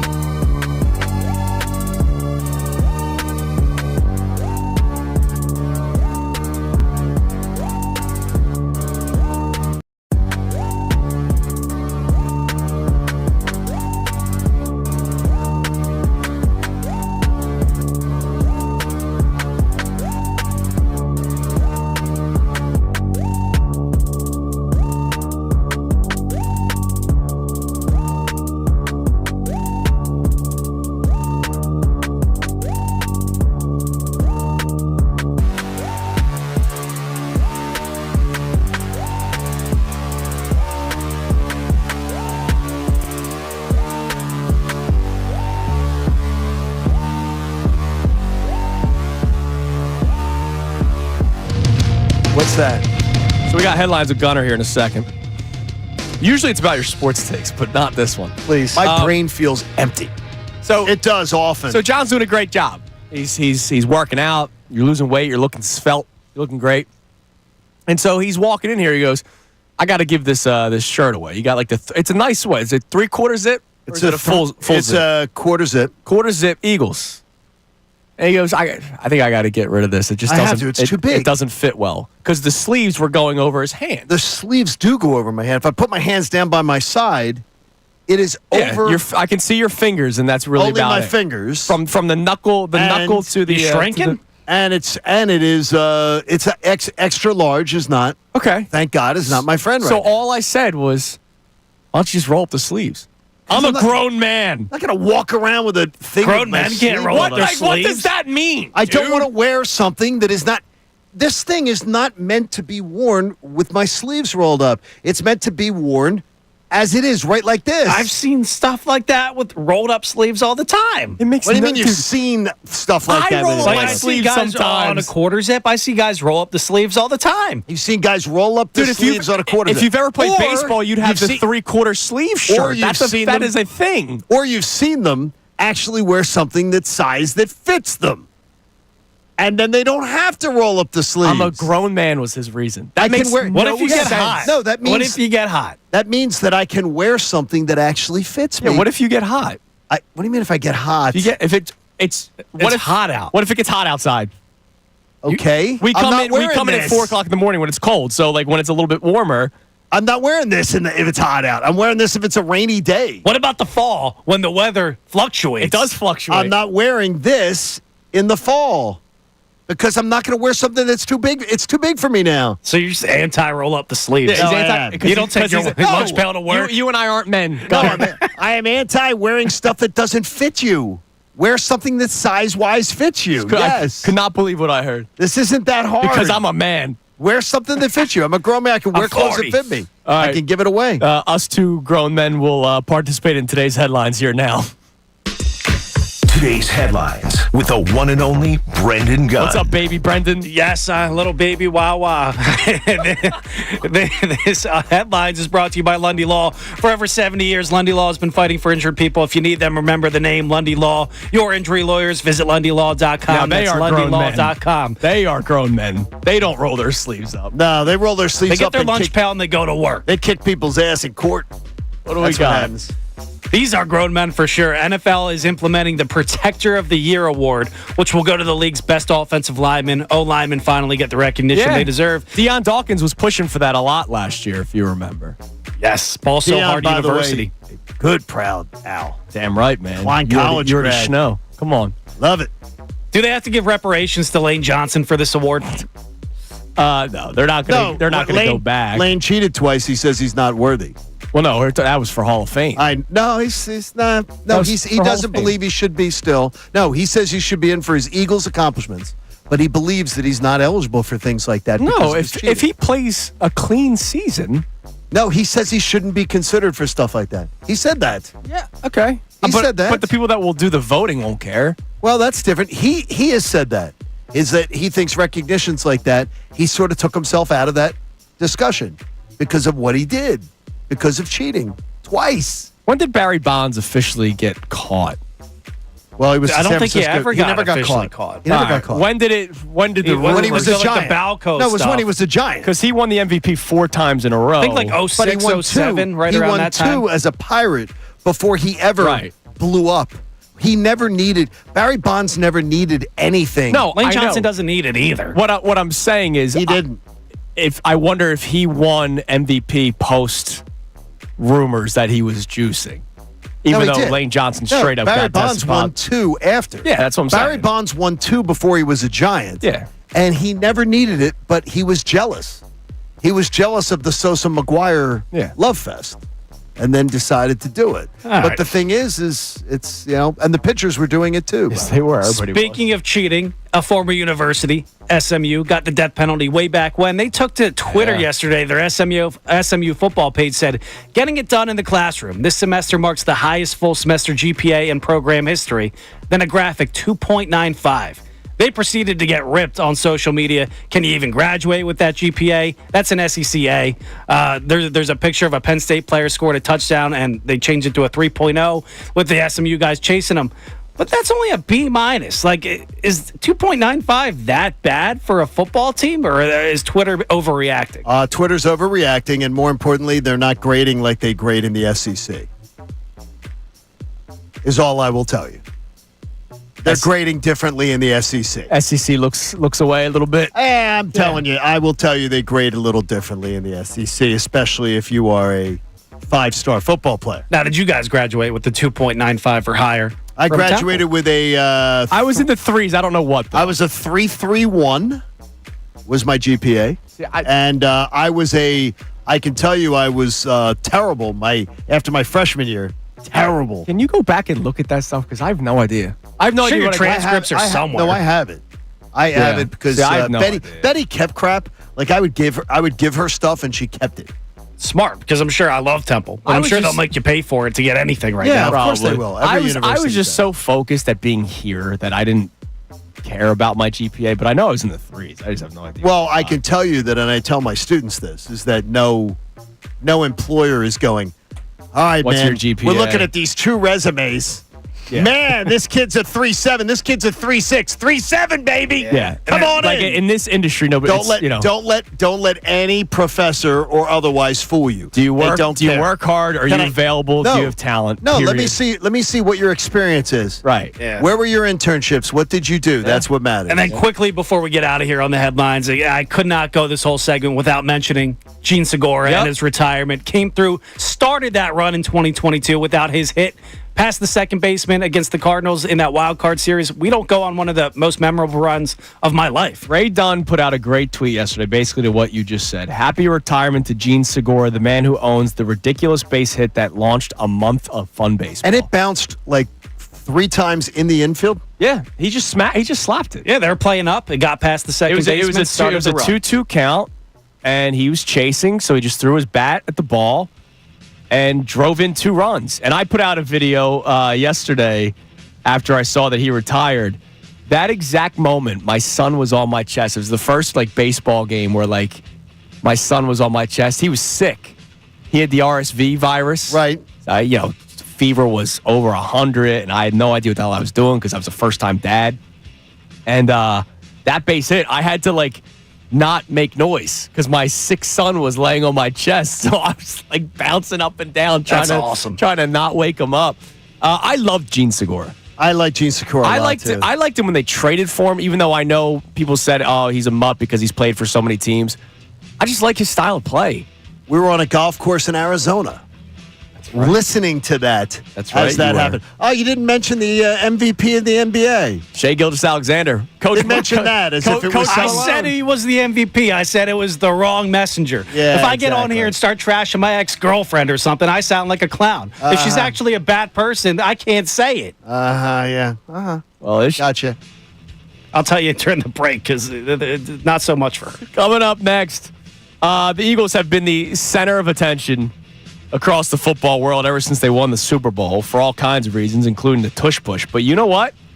They will continue to be a focus because something was announced yesterday that a lot of people might not didn't ask for, including at least one player. It's Kincade Salciunas, 97.5 The Fanatic.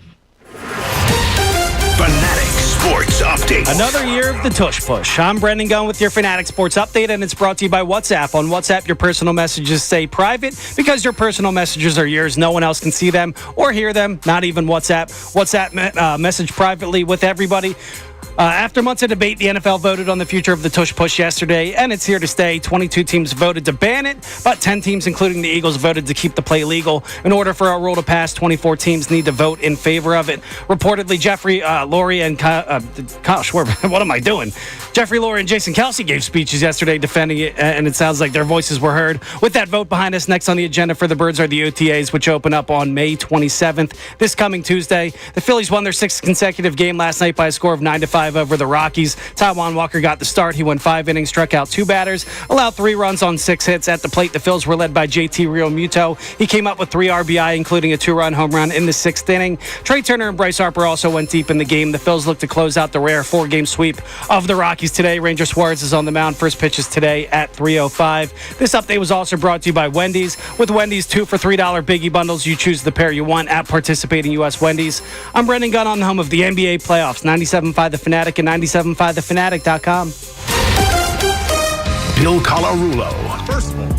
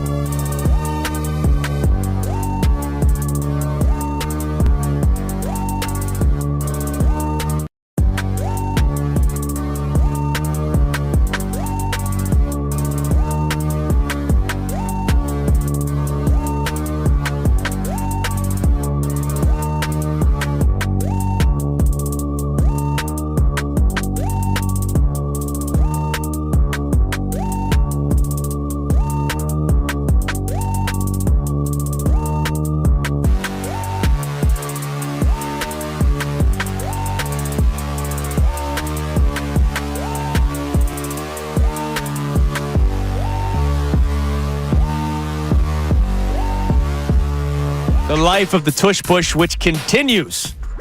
God rest its soul alive, as John Kincade once said. God rest his soul alive. Well, your soul, when you're alive, it's there, right? Yep. It is there? It's not resting. Sure it is. My soul's never resting, man. It isn't rest? God rest when- its soul alive. The tush Not push where the continues. Sixers are involved. Your soul never rests. No. Your soul never rests at that point, but that's good. Now the tush push continuing was not the only bit of news yesterday with the Eagles. So this week has been a dream for a sports talk host in May, right? Like, all right, there's stuff to react to. Sure. Joe Douglas and Nick Sirianni, same day. Sirianni gets the extension. Joe Douglas comes back, same day. The Eagles, if the Eagles want to do it, they want to do it big, right? So yesterday, the tush push remains, and now we have news. What? They are doing another in-season Hard Knocks. Oh, yeah. However, they're trying to put a spin on it because that's what Hard Knocks or any media company tries to do. They're always trying to put a spin on something to keep it fresh. Okay. Instead of following one team, they are doing in-season Hard Knocks with the NFC East. I like this idea, by the way. And they follow them in December. And remember, the Eagles play the Commanders. Wait a minute, they twice. follow them in just December? That it says hard. Wait a minute, Adam Schefter's tweet says more Hard Knocks in December. Now, does that raise your eyebrows about why they scheduled Washington and the Eagles twice in the last month? You think it's airing in December? It airs in December. But it's following throughout the course of the season. Year. Okay. Yeah, they'll follow them but all they year. will continue to follow them even toward the end of the season. So you're going to see the Giants bungle training camp. You're going to see No, because they're doing a regular Hard Knocks, I think, right? Or there is no regular Hard Knocks. There's regular Hard Knocks. There's no off-season Hard Knocks. So we're not going to see training camp. So you won't say anything in training camp? No. The in-season one, because remember the first time ever was the Colts. That was Carson Wentz was the quarterback of the Colts. So, no, we will see training camp. What we don't see is the Giants off-season where there's the free agency, all sorts of that stuff. Okay. The Bills will be training camp. So the Bills are training camp. So we're going to see Sean McDermott rocking back and forth, sucking his thumb over the tush push. Yeah, it's over the tush push. Okay. Amazing. So we'll get to see that. But look, I think it's cool. I don't ever ask for it. Like I'm never the person that goes, I want the Eagles on Hard Knocks. Like I love Hard Knocks. So to me, I would love to see that. I love Hard Knocks even if it's the Tennessee Titans. You know what I mean? Like because I love that insight. I never really ask for it when it comes to the Philadelphia Eagles. Neither does A.J. Brown, who on social media, when the news came out, all he tweeted out was, nope. Because he doesn't want it. Well, he has to participate, but he can be as uninteresting as possible. He could be. And that's what he'll probably do. Jalen Hurts will be the most uninteresting person as possible. Jalen Hurts just says he will be himself. Yeah. And that will be as uninteresting as possible. I thought it was just the last month, too, and now it's the whole season. That's what I think. No, it's just going to air. I just read it. It says debuts in December. It's going to debut in December. It debuts the week after. That's awful. I'd rather have training camp. No, it debuts the week after Thanksgiving. Yeah, but here's what you got to understand, Gunner. It's going to show you everything of the season, and it takes you through I like the it for Super Bowl. a fan that I get behind the closed doors, but I don't like it for the if the players don't want it, I don't like it. But here's the deal. So I mean, John, you know people as well in the NFL films. I had a buddy of mine that used to work for the NFL films, and not every player's mic'd up, but a lot of players are mic'd up. That's why, like, after an Eagles win, you'll see the mic'd up players and the highlights from it. All this stuff is documented in NFL films. All this stuff. So it's not like they're going to be doing anything different. They're just going to be the focus of the show.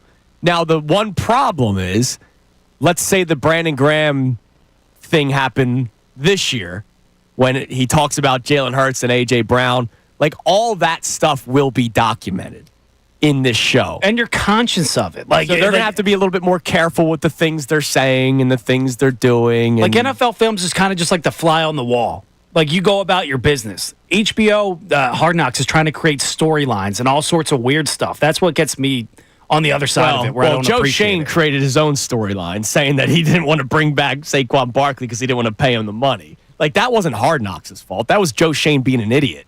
Like, I will tell you what we had a or a son. We had a summer of Hard Knocks in Atlanta with the Falcons. And Keith Armstrong was there, who is a college classmate of mine at Temple University. He was the special teams coach for the Falcons, who then went on to be with down in Tampa and won a Super Bowl down there as an assistant coach. Keith was there. Keith had a very famous, you can find it on YouTube, ripping his players with the cameras on. Just tearing into his players, profanity-laced. Yeah. Because Keith could get behind closed doors. Keith could tear into you. Keith is an incredibly top-notch person and wonderful guy. But he was depicted on Hard Knocks as this horrible person. It was depicted very poorly. Yeah. And the way it was edited, you thought, what a jerk this man is. That's what I can't like. Even though those conversations probably happen all the time, on a football field. And so that was bad, and Keith Armstrong was depicted so poorly. Then Brian Cox, the very next week. Brian Cox was linebacker coach for the Falcons. Old Florida Gator. His son ended up playing in the NFL too, if I'm not mistaken. Fletcher. Brian Cox was in a meeting, and he was talking to his players, and the cameras were on, and he didn't realize, he didn't understand the Hard Knocks. Yeah. That the cameras are always on, and they can get you. And Brian Cox, there were players on the team who were liking pictures of his daughter on social media, his 19, 18-year-old daughter on social media. Oh, no. Brian Cox said, none of you effers should be liking any pictures of my daughter on social media out there. And he goes, you should be staying away from her. She's 18 or 17 or whatever. And then he says, they're like, come on, coach, you knew what it was like to be us and everything like that. And he goes, look, I understand it. I lost my virginity at 10 on Hard Knocks. Oh, my God. Oh, it was on, you can find it on YouTube. Can just imagine what the Eagles are going to say. He said it, and Brian Cox was out of the NFL. Oh, really?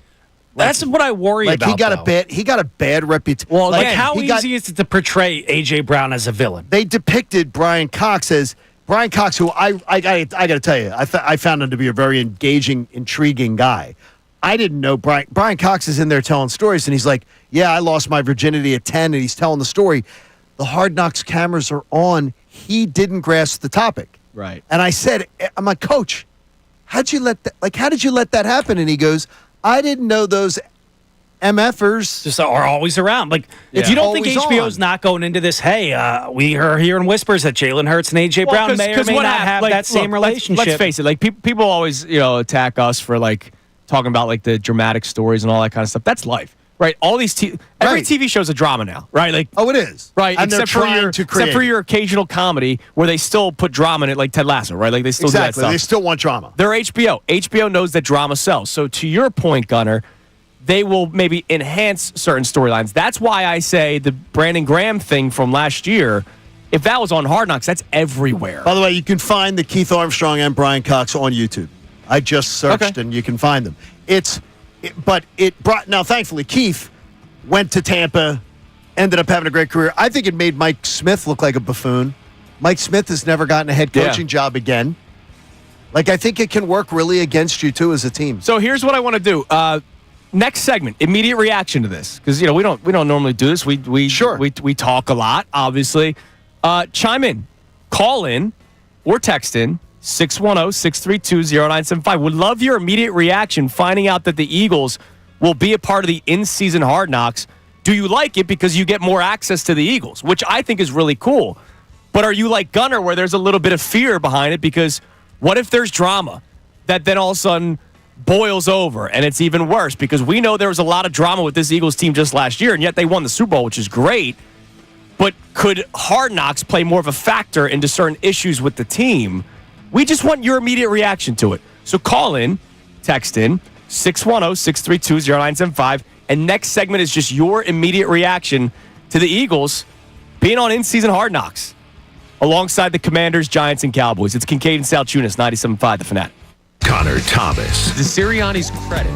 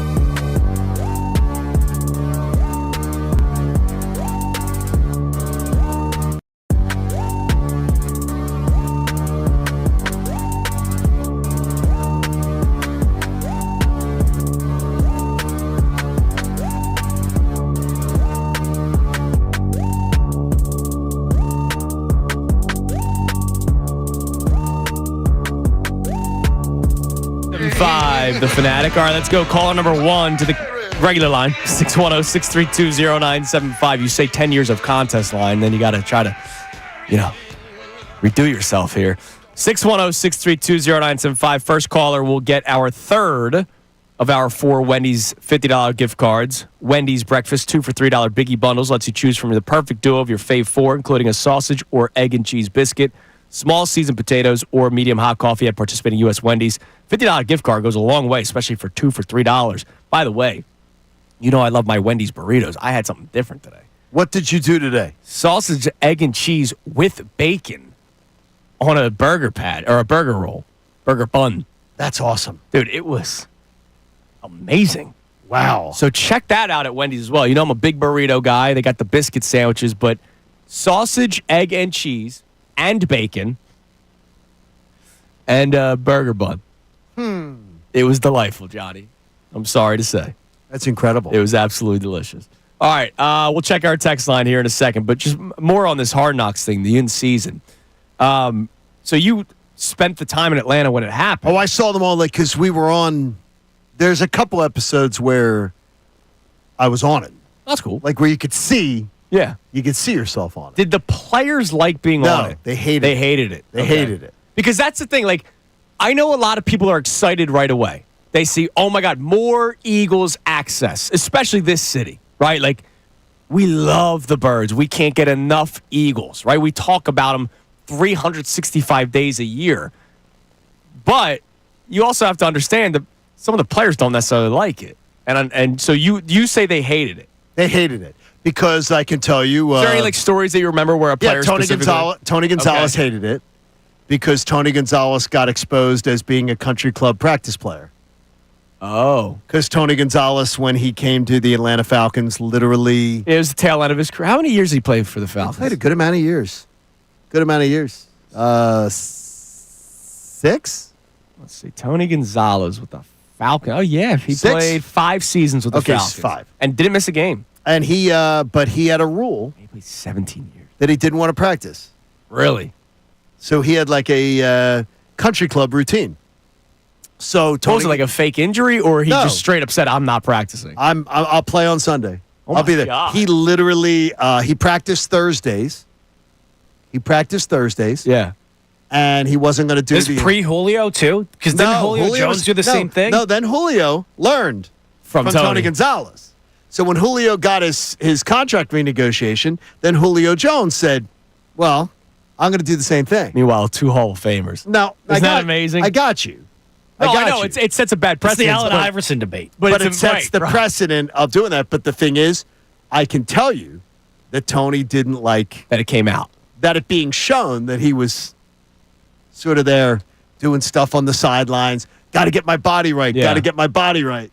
Now, look, Tony's body was right. He was always in perfect shape. Right. He was always in excellent condition. So there was never a question that Tony Gonzalez was going to be ready. And he was dogging it or anything. No, not at all. But he was not going to work like his teammates. And by the way, there were teammates who weren't necessarily always thrilled that when they're running around and training other guys and aren't. stuff like that, and some guys aren't. And then Julio did the same thing. And I'm sure that's any team. So stuff like that happens. But I got a couple people on social media here going, "Oh my God, how did I miss that on Hard Knocks?"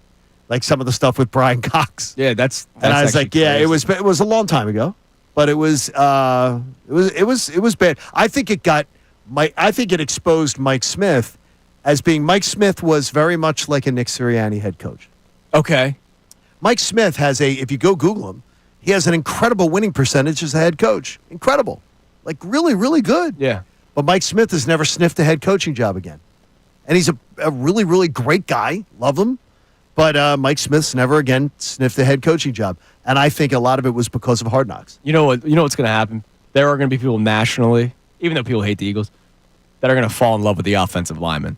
Oh, yeah. Because that's going to be like an episode. The guy who is going to be in most danger here is Nick Sirianni.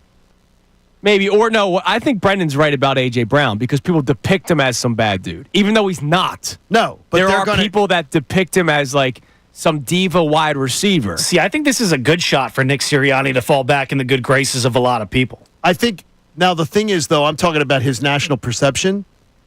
If he isn't shown as being the boss. What does he do around here? But what does he do here can get reinforced, because I can tell you, with Mike Smith, that's the perception that Hard Knocks showed. It's two sides of that coin, because I think he can get a lot of likability back, because a lot of people don't like him from that aspect. But the coaching thing, if he's not the guy, he's going to take a hit from that standpoint. Well, here's what you're going to see, and anybody does see it that's ever around the Philadelphia Eagles. He's well liked. He is well liked by his players. Like, he's very well liked. He has an excellent rapport with his players. He has an excellent energy in that room. He's a good person to work with by Eagles staff. Right. Eagles staff finds him, he's a good man to work with. He treats people with respect. That's why yesterday I was ripping on Ben Maller, which guy, by the way, got back to Ben. Oh, really? Yeah, someone got it back to Ben. I'm like, I'm ripping on Ben, and I said, I'll stand by it. Did he chime in? No, just knows nothing about it. It was very upset that I was saying that. Look, he knows nothing about Nick Sirianni, the man, what he's thought of by his players, what he's thought about inside that building. He's not an amateur coach. People love saying things and hate getting called out. And then when they get called out for it, it's like, well, what do you call me out for it? Yeah. Come on now. So what about yet another incident not long ago? Yeah. What about a Jalen Carter? There was rumors down at Super Bowl week he was sick, quote unquote, with the team, maybe allegedly trying to keep him away from some cameras. There was a guy that was trying to run. Who was it? No, there was a. I think we said it on. No, we said it on the air. There was a Washington Post. There was somebody trying to write a hit piece. It was not a football trying to write a hit piece story. Like on the history of Jalen Carter. I think we talked about it on the air. Yeah, you guys on the radio row. Yeah, I think it was the Washington Post. Maybe I don't know who it was, but it was. There was absolutely someone trying to write a hit. And so they were. So they were like, safe, maybe all that little sniffles. We got to keep him away. He's got the cold. Good for the Eagles for being upfront about that. And good for the Eagles, keep him away, because they're trying to derail. The distraction that you don't want to have the week of the Super Bowl. They were trying to derail. So no issues on Hard Knocks. You'll think you'd be fine. No, I think the. By the way, there's going to be something that will come out. Like, just be prepared. Like, look, we're focused so much on the Eagles. What about the Cowboys with Pickens? Right? Like, there's going to be something in Dallas that there's going to be a lot to talk about. George Pickens is a mental case. Yeah, there's going to be problems with him. He's been a mental case since Athens, Georgia, and it was over and over and over again. It was a problem. All right, I promise. Coming up next, we'll get to our text messages on this. Your immediate reaction, and if you want to call in as well, 610-632-0975. What is your reaction when you find out that the Eagles will be on the in-season Hard Knocks? If you love it, tell us. I'm excited for it. I just don't ask for it. Like, this isn't like every year people go, oh, I want the Eagles to be on Hard Knocks. Like, I don't necessarily need it, but it's going to be more for us to react to on the show, more content, more all that kind of stuff. We appreciate HBO doing that for our jobs for us. But there's also people that are probably not in favor of it. Gunner's a little worried. What if something bad comes out? There was a lot of drama that happened with the Eagles last year. Now it would be national on HBO if there's drama to unfold. So we'd love to get your reaction on it. You can text in. You can also call in. Same number, 610-632-0975. It is Kincade and Salciunas on this Thursday morning, 97.5 The Fanatic. Fanatic Sports Update. Another year of the Tush Push. I'm Brendan Gunn with your Fanatic Sports Update, and it's brought to you by Wendy's. With Wendy's breakfast 2 for $3 biggie bundles, you choose the pair you want at participating U.S. Wendy's. After months of debate, the NFL voted on the future of the Tush Push yesterday, and it's here to stay. 22 teams voted to ban it, but 10 teams, including the Eagles, voted to keep the play legal. In order for a rule to pass, 24 teams need to vote in favor of it. Reportedly, Eagles owner Jeffrey Lurie and Jason Kelce gave speeches yesterday defending the play, and it sounds like their voices were heard. With that vote behind us, next on the agenda for the Birds are OTAs, which open up this coming Tuesday, May the 27th. The Phils won their 6th consecutive game last night with a 9-5 win over the Colorado Rockies. Taijuan Walker got the start. He went 5 innings, struck out 2 batters, allowed 3 runs on 6 hits. At the plate, the Phils were led by JT Realmuto. He came through with 3 RBI, including a 2-run home run in the 6th inning. Trey Turner and Bryce Harper also went deep in the game. The Phils look to close out the rare 4-game sweep of the Rockies today. Ranger Suarez is on the mound for his pitches today at 3:05. This update was also brought to you by Groundworks, your expert for basement waterproofing and foundation repair since 1997. Book your free inspection today at groundworks.com. I'm Brendan Gunn on the home of the NBA playoffs. 97.5 The Fanatic and 97.5thefanatic.com. Ricky Batalico. Everybody's got to move backwards, which means you're going to be...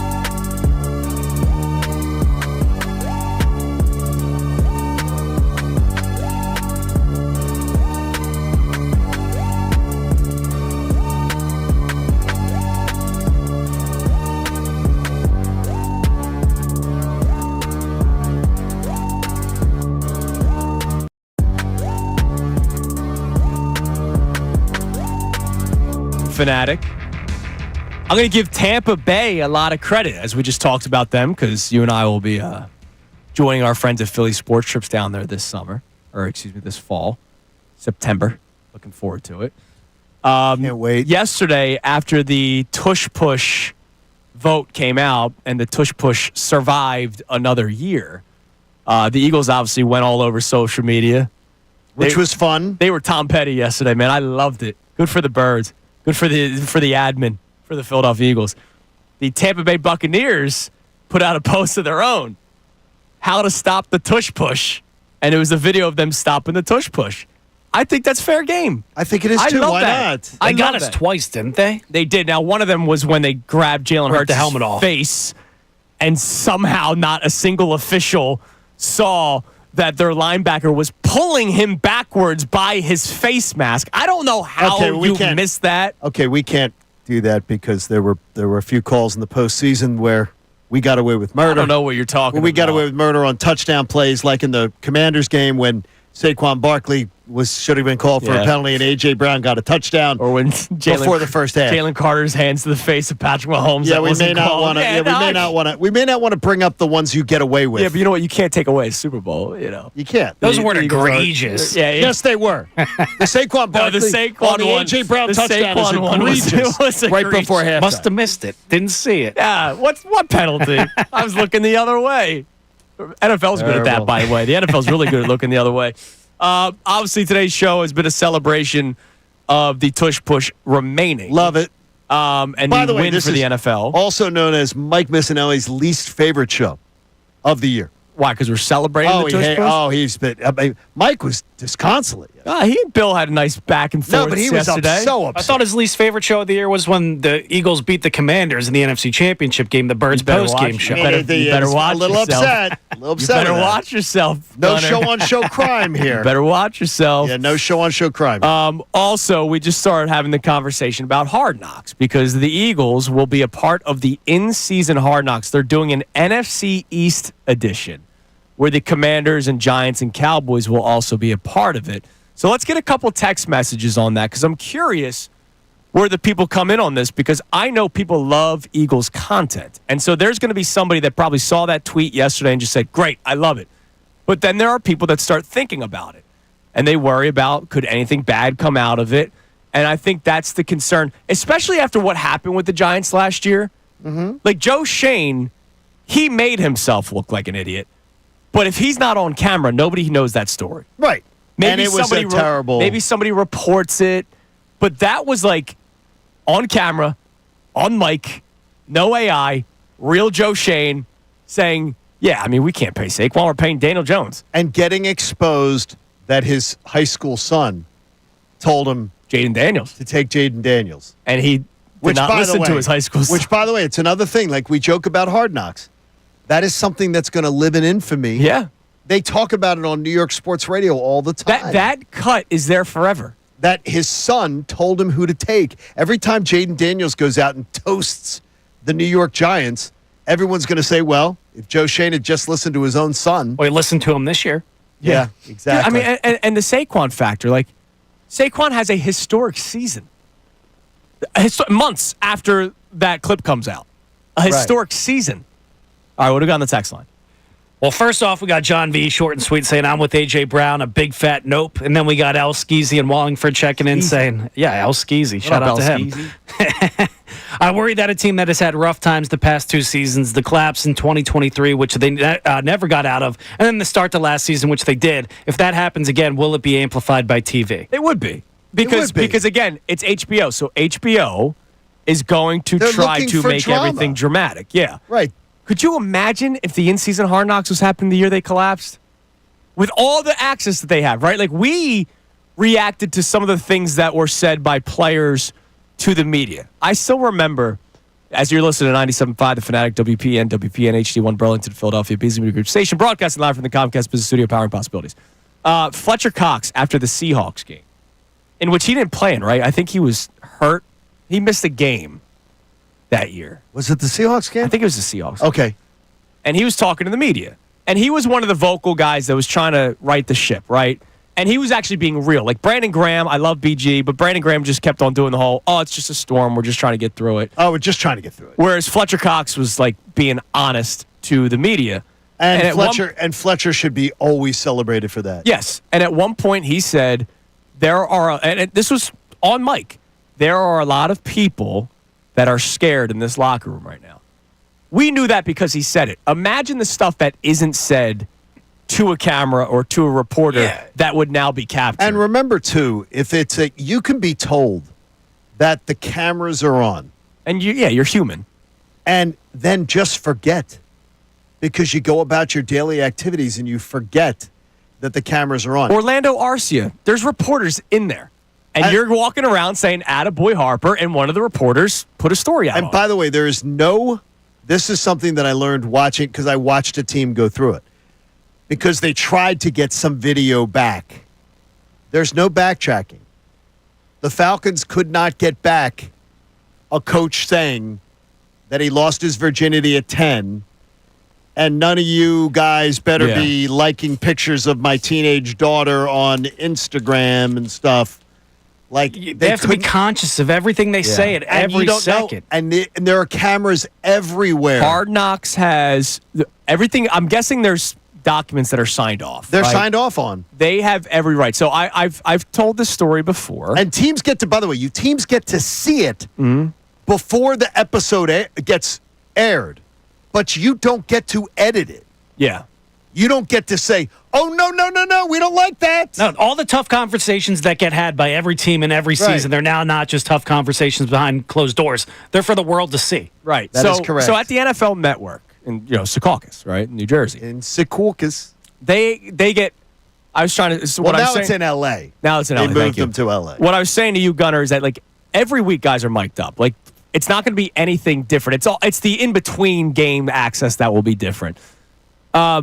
There's something called red tape, which is the no-go. Like you were not allowed to put this out there.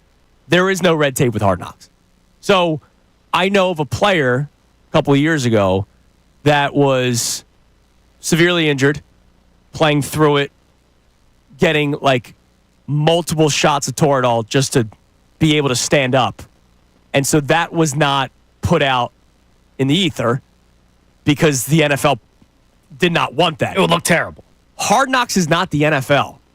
Hard Knocks is HBO. So that clip that I got access to that was not allowed to go out to the public, that clip would go into Hard Knocks and would have been a very bad look on a specific team.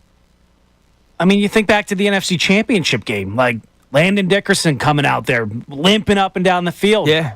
Cam Jurgens, like, what do you think happens behind the scenes? Like, sometimes those Toradol shots go on. Like, is that going to be an issue? Well, like, they're are they not going to second guess that? No, they don't show you inside the blue player. But you hear a conversation. Yeah, exactly. Hey, did you hear so-and-so got his fifth Toradol shot? Like, they would... It would be there. If they pick it up on mic, it would be in the show. And again, HBO, fair warning for anybody that's like super excited about it because they just want more access. They are going to do whatever they can to add to the drama. And don't believe for 1 second that they don't know. Oh, everybody, all eyes on Jalen and AJ. Oh, yeah. Let's see if we can get any tension. Oh, they've already mapped it out. Let's see if we can portray any tension. Can we create any tension? See, that's more volatile than last year with Sirianni and Hurts to me. Like, A.J. Brown, I love him. He is more temperamental than a Nick Sirianni. Like, if he goes out there and acts insane behind closed doors, everybody's going to see it now. Yeah. I mean, there is the upcoming Chiefs documentary that's going to come out, right? I watched the trailer for it because obviously the Eagles will be a part of the final episode. Sure. Great. That's great. Final episode. I will not watch the other 5. I will watch the 6th and final episode. Yeah, that's the one I'm really looking forward to. Heard it ends great. Yeah, it does. Great. You know what? A lot of those ones you watch the whole thing and then the ending really screws it up. No, not this time. You know. By the way, watch You. The end of I like the ending of You. It was worth it. The little teaser that they had, Mahomes asks for the cameras to be cut. Again, HBO will not have to. They don't have to. HBO's going to go. Cut what? Like, no, we're keep going. We're not going to stop. They're going to. I'm telling you, there was people losing their minds over the fact that they were airing stuff. They were going to air stuff. It was like, get them to stop that. And it's like, nah. If you're being honest, if Hard Knocks is doing the 2023 Eagles, does Nick Sirianni still have his job today? No. That's not a good thing, obviously. No. He'd be gone. He would have been gone. Just so you know, he would have been gone. Wow. All right, what else we got on the text line? What else are the people saying? Is anybody excited? We got a joker here saying, wait a minute now. That's not very nice. His name's Thor, so I mean, I like that. Noah Syndergaard checking in. Yeah, exactly. Thor from Burlington, New Jersey. Hard Knocks. Let's follow Big Dom. Where does he get his cannolis?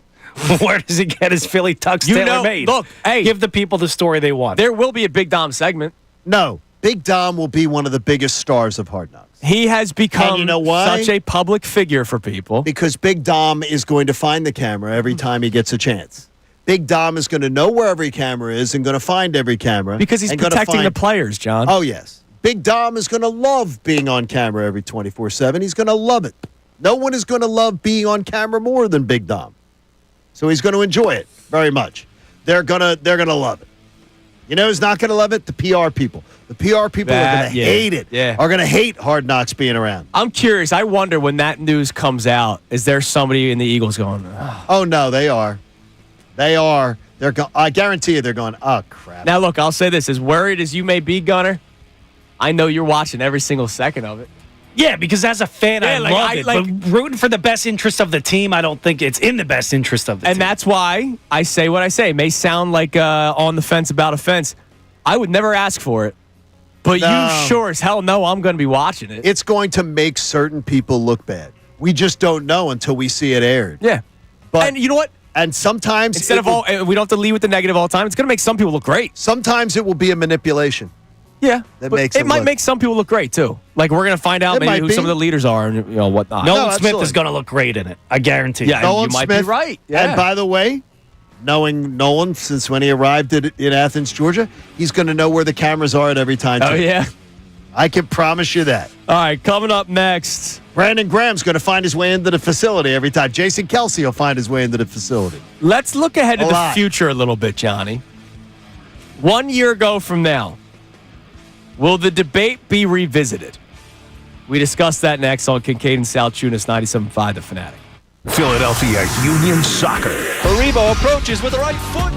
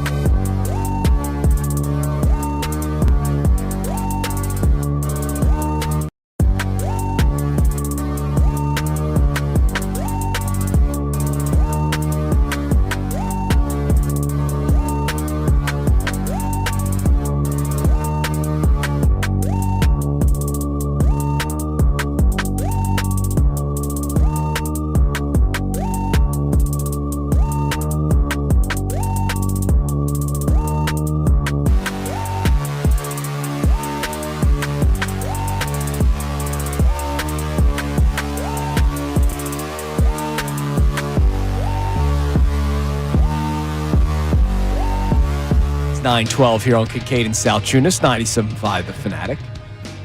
Obviously, a lot of celebrating being done today with the Tush Push being alive for another year. So let's look down the road a little bit, because I know you wanted to talk about this. You texted me this yesterday. Do you believe this will come back up after this upcoming season comes to an end? No. I think it will. I do not. Why? Because it was too much. They had it on the table. They pulled it off the table at the owners' meetings. Had it on the table, pulled it off the table. Then they put it back on the table. The vote was lost. So it was by 2 votes. Yeah, but they had it on the table for the early owners' meeting. Then they had to pull it off the table because they knew they didn't have enough votes. Right. Then they put it back on the table, and the vote lost. I don't think they bring it back next year again. Really? Nope. I do not. See, I think Goodell goes, all right, we're 2 votes away. Let's let this season be good for you, Eagles. Go have your fun. We'll get it off the board next year. We'll get it removed next year. I don't want to play with NFL players and injuries, obviously. I respect the hell out of the game, but I think you may see 1 or 2 guys. They're going to look for everything. Limp off the field once or twice. They're going to look for everything. They'll find every bit of information. You know what I'm surprised by? Look, we weren't in the meeting, right? Okay. The hour-long Jeffrey Lurie spiel. I don't remember anybody bringing up the fact, and again, there's no documented injuries, and I'm pro-Tush Push. I don't remember anybody bringing up what Jason Kelce has said publicly in the past and what Cam Jurgens has said recently about the Tush Push. That it does hurt every play. Does not mean they get hurt, but it hurts them every play. Remember Jason Kelce said? It does, yes, he did. Kelce said on his podcast straight up, every time they called it, he was like, oh, God, okay. Now, every time you get tackled, I'm sure it hurts in the NFL, right? Like, that doesn't mean guys get knocked out of the game, but they feel a certain type of way anytime they get licked, right? They get hit hard. Oh, yeah, they get hit. So I'm surprised I didn't hear anybody bring that up. Like, your own players have talked about not being comfortable being on the bottom of that pile. It is, but we haven't had the injuries. Correct. So I'm not worried about it. I don't think they're going to bring up the vote again next year. I'm surprised that you don't think that they will. Here's the reason. I don't think that the Green Bay Packers, by the way, go read some of the Green Bay media today. The Packers are taking strays. And there's a lot of cover for them claiming, we didn't want to be the face for this, and they made us be the face for it. Right. Everything. I don't think the Packers are signing up for another year of potential abuse of being whiners and the bitches about that. All it takes is the Eagles beating the Lions one time this year with the Tush Push. That sways their vote, and then just one other team. Like, I think if Goodell wants it done, it's going to get done. It didn't happen this time. That's not going to stop it down the line. Which I celebrate that it didn't happen because they stood up to Goodell, but I would be surprised if it's not brought back up next year. You know what, John? Like, I'm going into this season fully expecting that this is the farewell tour of the Tush Push. Because we never even had this conversation going into this past season. But the fact that it was such a talking point this entire offseason, it was exhausting. I would be surprised if it's back in 2026. You don't think it's even going to be? I do not. Like, speaking of storylines, dude, like you just said, like it dominated the offseason. Why would the NFL leave that on the table? I do not think it's going to do that. I do not think they're going to go back to it because I don't think Roger Goodell's going to want egg on his face again. But it's another way for the NFL to dominate the headlines. Yeah, but I don't think they're liking the headlines. It is an interesting... Not today, but the past 3 months of it. Yeah, but I don't think they're liking the headlines. This is egg on his face.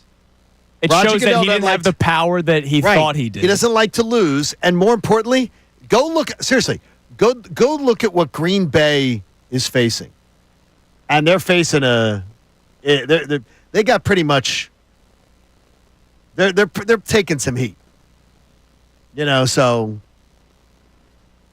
I got to think they don't want that negativity on them again. Okay, that not necessarily that they wouldn't vote for it, right? But they don't want to be the faces of it because they're the name that's on the document that they were the ones that sent it in. Yeah, I mean, that they're the ones. Look, I still think it's going to be voted again this upcoming offseason, which we don't have to worry about for, another I don't see 10, 11 months. In 3 years, do you think it's a legal play still? Like, I don't. I don't either. I'm telling you right now, I do not think they will bring up the vote next year. Well, and I could be totally wrong, but year 3 of Kincade and Salciunas will be able to react to it. That's it. That's be fun. We're going to see what happens. I'm amazed that you're yeah, because I think the negative adamant about it. I think the negative publicity is really not. They're not enjoying it. I don't think they're taking their egg on the face. I mean, they've got egg on the face today. Good news is we can talk to Shefty a day earlier next week to ask him if it will come back up. Yeah, but next then week again, on Tuesday. Then again, and Adam was all over this. But Adam, honestly, his reporting on this was off base. He was adamant that this thing was gone. Oh, so was Rappaport, so was Diana Rossini. I got you. Well, it's almost unprecedented that Roger Goodell doesn't get what he wants. That is the point that I was wandering to, is that's why I don't think the vote will come up again next year. Interesting. Okay. Because this is embarrassing to them today. And embarrassing, one of the top Packers columnists is like, it's an embarrassing day for the franchise. And I'm not sure the franchise really even wanted it. You know, because he believes they got pushed into it. Trying to bring up like Bart Starr. He thinks they got pushed. Man. He thinks they got pushed into it. You know, so pushed. There you go. Good job. He got pushed into it. All right, coming up next. Now that we know the Tush Push is here to stay for at least one more season, or forever, who knows? But we know at least for now it's here for 2025. I want to focus on what the reactions will be throughout the course of the season, because it's going to be run. It will be on NFL Lives. It'll be on all the talking shows. Yes. So I want to see what the future reactions will be to the Tush Push. But also, I need to make sure that 80,000 of you don't do something in week 1. It's Kincade and Salciunas, 97.5 The Fanatic. Fanatic Sports Update. The Tush Push lives on. I'm Brendan Gunn with your Fanatic Sports Update, and it's brought to you by Bradford White Water Heaters. When you need a new water heater, choose one that is built to be the best. Choose Bradford White. After months of debate, the NFL officially voted on the Tush Push yesterday, and it's here to stay. 22 teams voted to ban it, but 10 teams, including the Eagles, voted to keep the play. In order for a rule to pass, 24 teams need to vote in favor of it.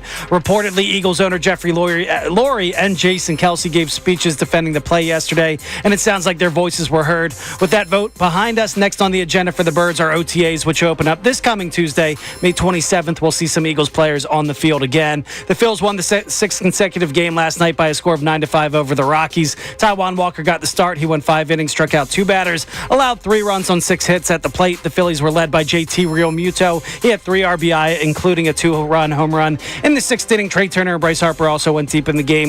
The Phils look to close out a 4-game sweep, which would be rare today over the Rockies. Ranger Suarez is on the mound for the Phils. First pitch is today at 3:05. This update was also brought to you by Wendy's. With Wendy's breakfast, 2 for $3 biggie bundles. You choose the pair you want at participating U.S. Wendy's. I'm Brendan Gunn on the home of the NBA playoffs, 97.5 The Fanatic and 97.5thefanatic.com. Vacation? Business trip? Don't worry. You can still hear all your favorite Fanatic shows no matter where you go.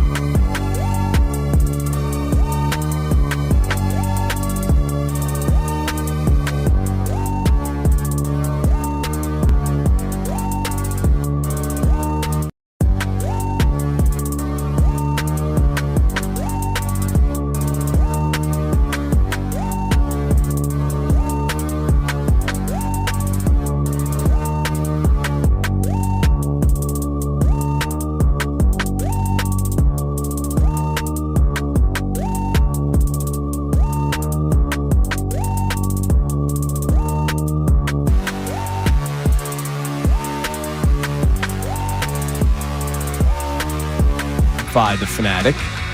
So the Tush Push comes back for another year. I have something that I think needs to be said that will be forgotten. And it will still happen 4 months from now. So I can close my eyes and see it happening. And I'm sure you can as well. Brendan can, and every Eagles fan that's listening. Just don't close your eyes and be a Jeffrey Lurie. That was talked about during the commercial break as well with Mikey Miss and Bill and Ray. What a wild way to try to make a point, Jeff. Great owner, though. I appreciate you. When the Eagles line up for the first Tush Push of the 2025 season, oh, it's going to go wild. We got to remember that they need to be able to hear Jalen Hurts say "hut" or whatever his call is. Yes. So try not to be too loud, because I know how it's going to go. When it's 4th and 1 for the first time, Tush Push, like oh, it's wild. We're seeing it now. Like we've already seen it before this whole story, this whole drama, this whole saga unfolded. People already got excited to the point where sometimes the players had to do the quiet down motion, right? Because they're trying to snap the ball. Eagles fans are pretty good at knowing they etiquette. But the first one will be insane. See, what's the bigger FU to the league? Doing the Tush Push on the first 4th and 1 or doing a normal quarterback sneak and still getting it anyway? Tush Push it. You know what, though? Tush Push it. I know what you're saying, but Tush Push it. Gunn, you're sort of smart. And I don't usually say that. I sort of love that. Here's what you do. All right. Wait a minute, no. I sort of love that. Here's what you do. Line up Saquon Barkley. Just do it. We have the best offensive line, reportedly. We have the best back in the league, right? Yeah. Just line up Saquon Barkley and do it. Or no, or as Gunner says, the normal sneak. But do it on like 3rd and goal on the 1. So you get the extra shot just in case. And if it doesn't work, you do the Tush Push on 4th down. Because we've seen it. Remember, was it the playoff game where they ran the fake Tush Push on 3rd and 1 and he threw it to A.J. Brown? Yep. And it was a bad Packers game, I believe. Was it the Packers game? And then they didn't get it, so they said, all right, let's just do the regular Tush Push because we're going to get it here on 4th and 1. But I like your thinking. Like, if they get it, it'd be so hilarious. Like, you see, we didn't need it the whole time. Yeah. And you guys said it was just the play that was dominant. It's just us that's dominant. But then you just get right back to it anyway. What's the discourse going to be like throughout the season on the Tush Push? Is it just going to be constant complaining, or do you think people are just going to deal with it this year? Like all the talking shows, the people that were adamant about not wanting it. Like we had the overnights that aired, the ESPN overnights. I think it was Dominique Foxworth. There was like the promo running for the Tush Push debate, and he was like, I just don't like it. It's a stupid play. Like, will he keep that energy? Will other analysts keep that energy? I guess they might. They might. Will they be louder about it? Yeah, I mean, the whole aesthetics thing, it's just so funny. Yes, it is can you explain the aesthetics? It's not aesthetically pleasing. Well, first off, aesthetics, by definition, art is aesthetics is to your art to you is not art to me. Yeah, it's subjective. So aesthetics is a subjective. It's very subjective. Like how I think Mona Lisa is the most overrated piece of artwork in the world. I would agree to you. I would agree with you 100%. I saw it. It's not beautiful. It's not, like, to me, it doesn't do anything for me. But then, so someone telling you that it's not aesthetically pleasing, well, that's great, but art is not what you think it is. It's what I think it is, and the guy next to me may have a different opinion. That doesn't matter. So I don't give a damn what your aesthetically pleasing means, because it doesn't mean anything, and we don't judge things on aesthetically pleasing. You know what's aesthetically pleasing to me? Touchdowns, baby. Correct. Touchdowns. It's exactly. And by the way, it's a football play because they don't blow the play dead and say, illegal play, here, 10-yard penalty. So it's a football play, so stop saying that. And it is anyone who knows anything about rugby, by the way, we have one on the Eagles offensive line, who repeatedly tries to tell people who keep saying it's a rugby play. It's not a rugby. That it is not a rugby play. It is not a rugby scrum. It does not resemble rugby in any way. So then listen to people who understand rugby and stop repeating talking points you might have heard on SportsCenter or something from someone who doesn't know better. It is not a rugby play, too. So all the talking points against this are absolutely asinine. It's a football play because it's legal. It is not a rugby play, and aesthetically pleasing doesn't matter because I don't care what you think is art. I might think something's art. Like aesthetically pleasing is not calling quarterback roughing the QB on every single time he gets touched. That's not aesthetically when pleasing. a pinky touches the helmet and it's 15 yards. Look, good point, I like people getting roughed up. I don't like them getting hurt, obviously, and that's why they had to change it. Right, Yes. exactly. So I like it. In 2016, I went to France. My wife and I, girlfriend at the time. We went to Paris. And, What? Yeah, we went to the Louvre. It was we graduated college, so we went to Paris for a few days, right? And went to the Louvre, which is where the Mona Lisa is. You went to Paris when you graduated college? Yeah, why not? Screw it. All right. And so, Dude. Yeah, Man. I want to experience cultures. No, I think it's freaking unbelievable. It's something that I just cherish. didn't realize you had all that going for you. That's great. Trust me, I did not have that going for me, and I didn't do anything for the next 2 years. That's great. I didn't. We didn't grow up like that. Us Delco kids, we didn't grow up like that, right? So we or no we. So we went to. However you say no in French. No. No. It's no. Idiot. It's no. We. Anyway, so we go, right? And I understand the history behind the Mona Lisa. It's the first ever portrait where someone's smiling, right? That's the history behind the Mona Lisa. But the way people talk about it, you would think you'd be walking in and seeing this gigantic, beautiful painting, right? So I walk in, and there's 10 rows of people with their phones out because everybody's got to get a picture, right? You got to get a picture. You can't No flash, though. No flash. Everyone's taking the damn picture. And I said out loud, the American, uncultured person that I am, that's it. I had people look at me like I was a heathen because I said, that's it. But seriously, it's the size of this 1960 computer I have in front of me that we still have here in One Bala. And listen, at least it works. It does work. And meanwhile, the room right outside of the room where the Mona Lisa is centered is a painting that's 15 feet long. And it's beautiful? Of the French Revolutionary War, people on horses with their muskets or and then, whatever. Guys getting speared. Yeah, and I'm that's freaking awesome. And we are taking pictures of this 6x6 painting and not this thing? That's the cool one.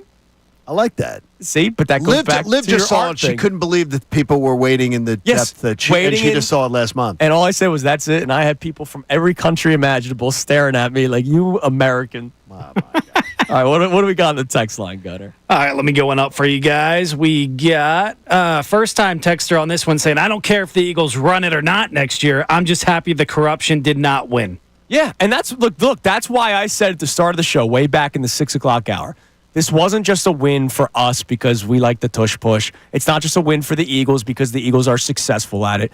It's a win for the NFL that the commissioner who gets what he wants did not get what he wanted. And that's why I don't think he's going to sign up for another potential ass whooping. And that's a fair thought to have. I just if you remember when we were sort of first talking about this, when it came out that they were going to vote it, it's funny, it popped up on my timeline yesterday. One of our old clips that Brendan and Nate and Haley and Connor put out way back in the day, back in March. I asked one of the questions, we did a whole show on it, John, if you remember, was, does this set a bad precedence that the commissioner could just not like something and change a rule?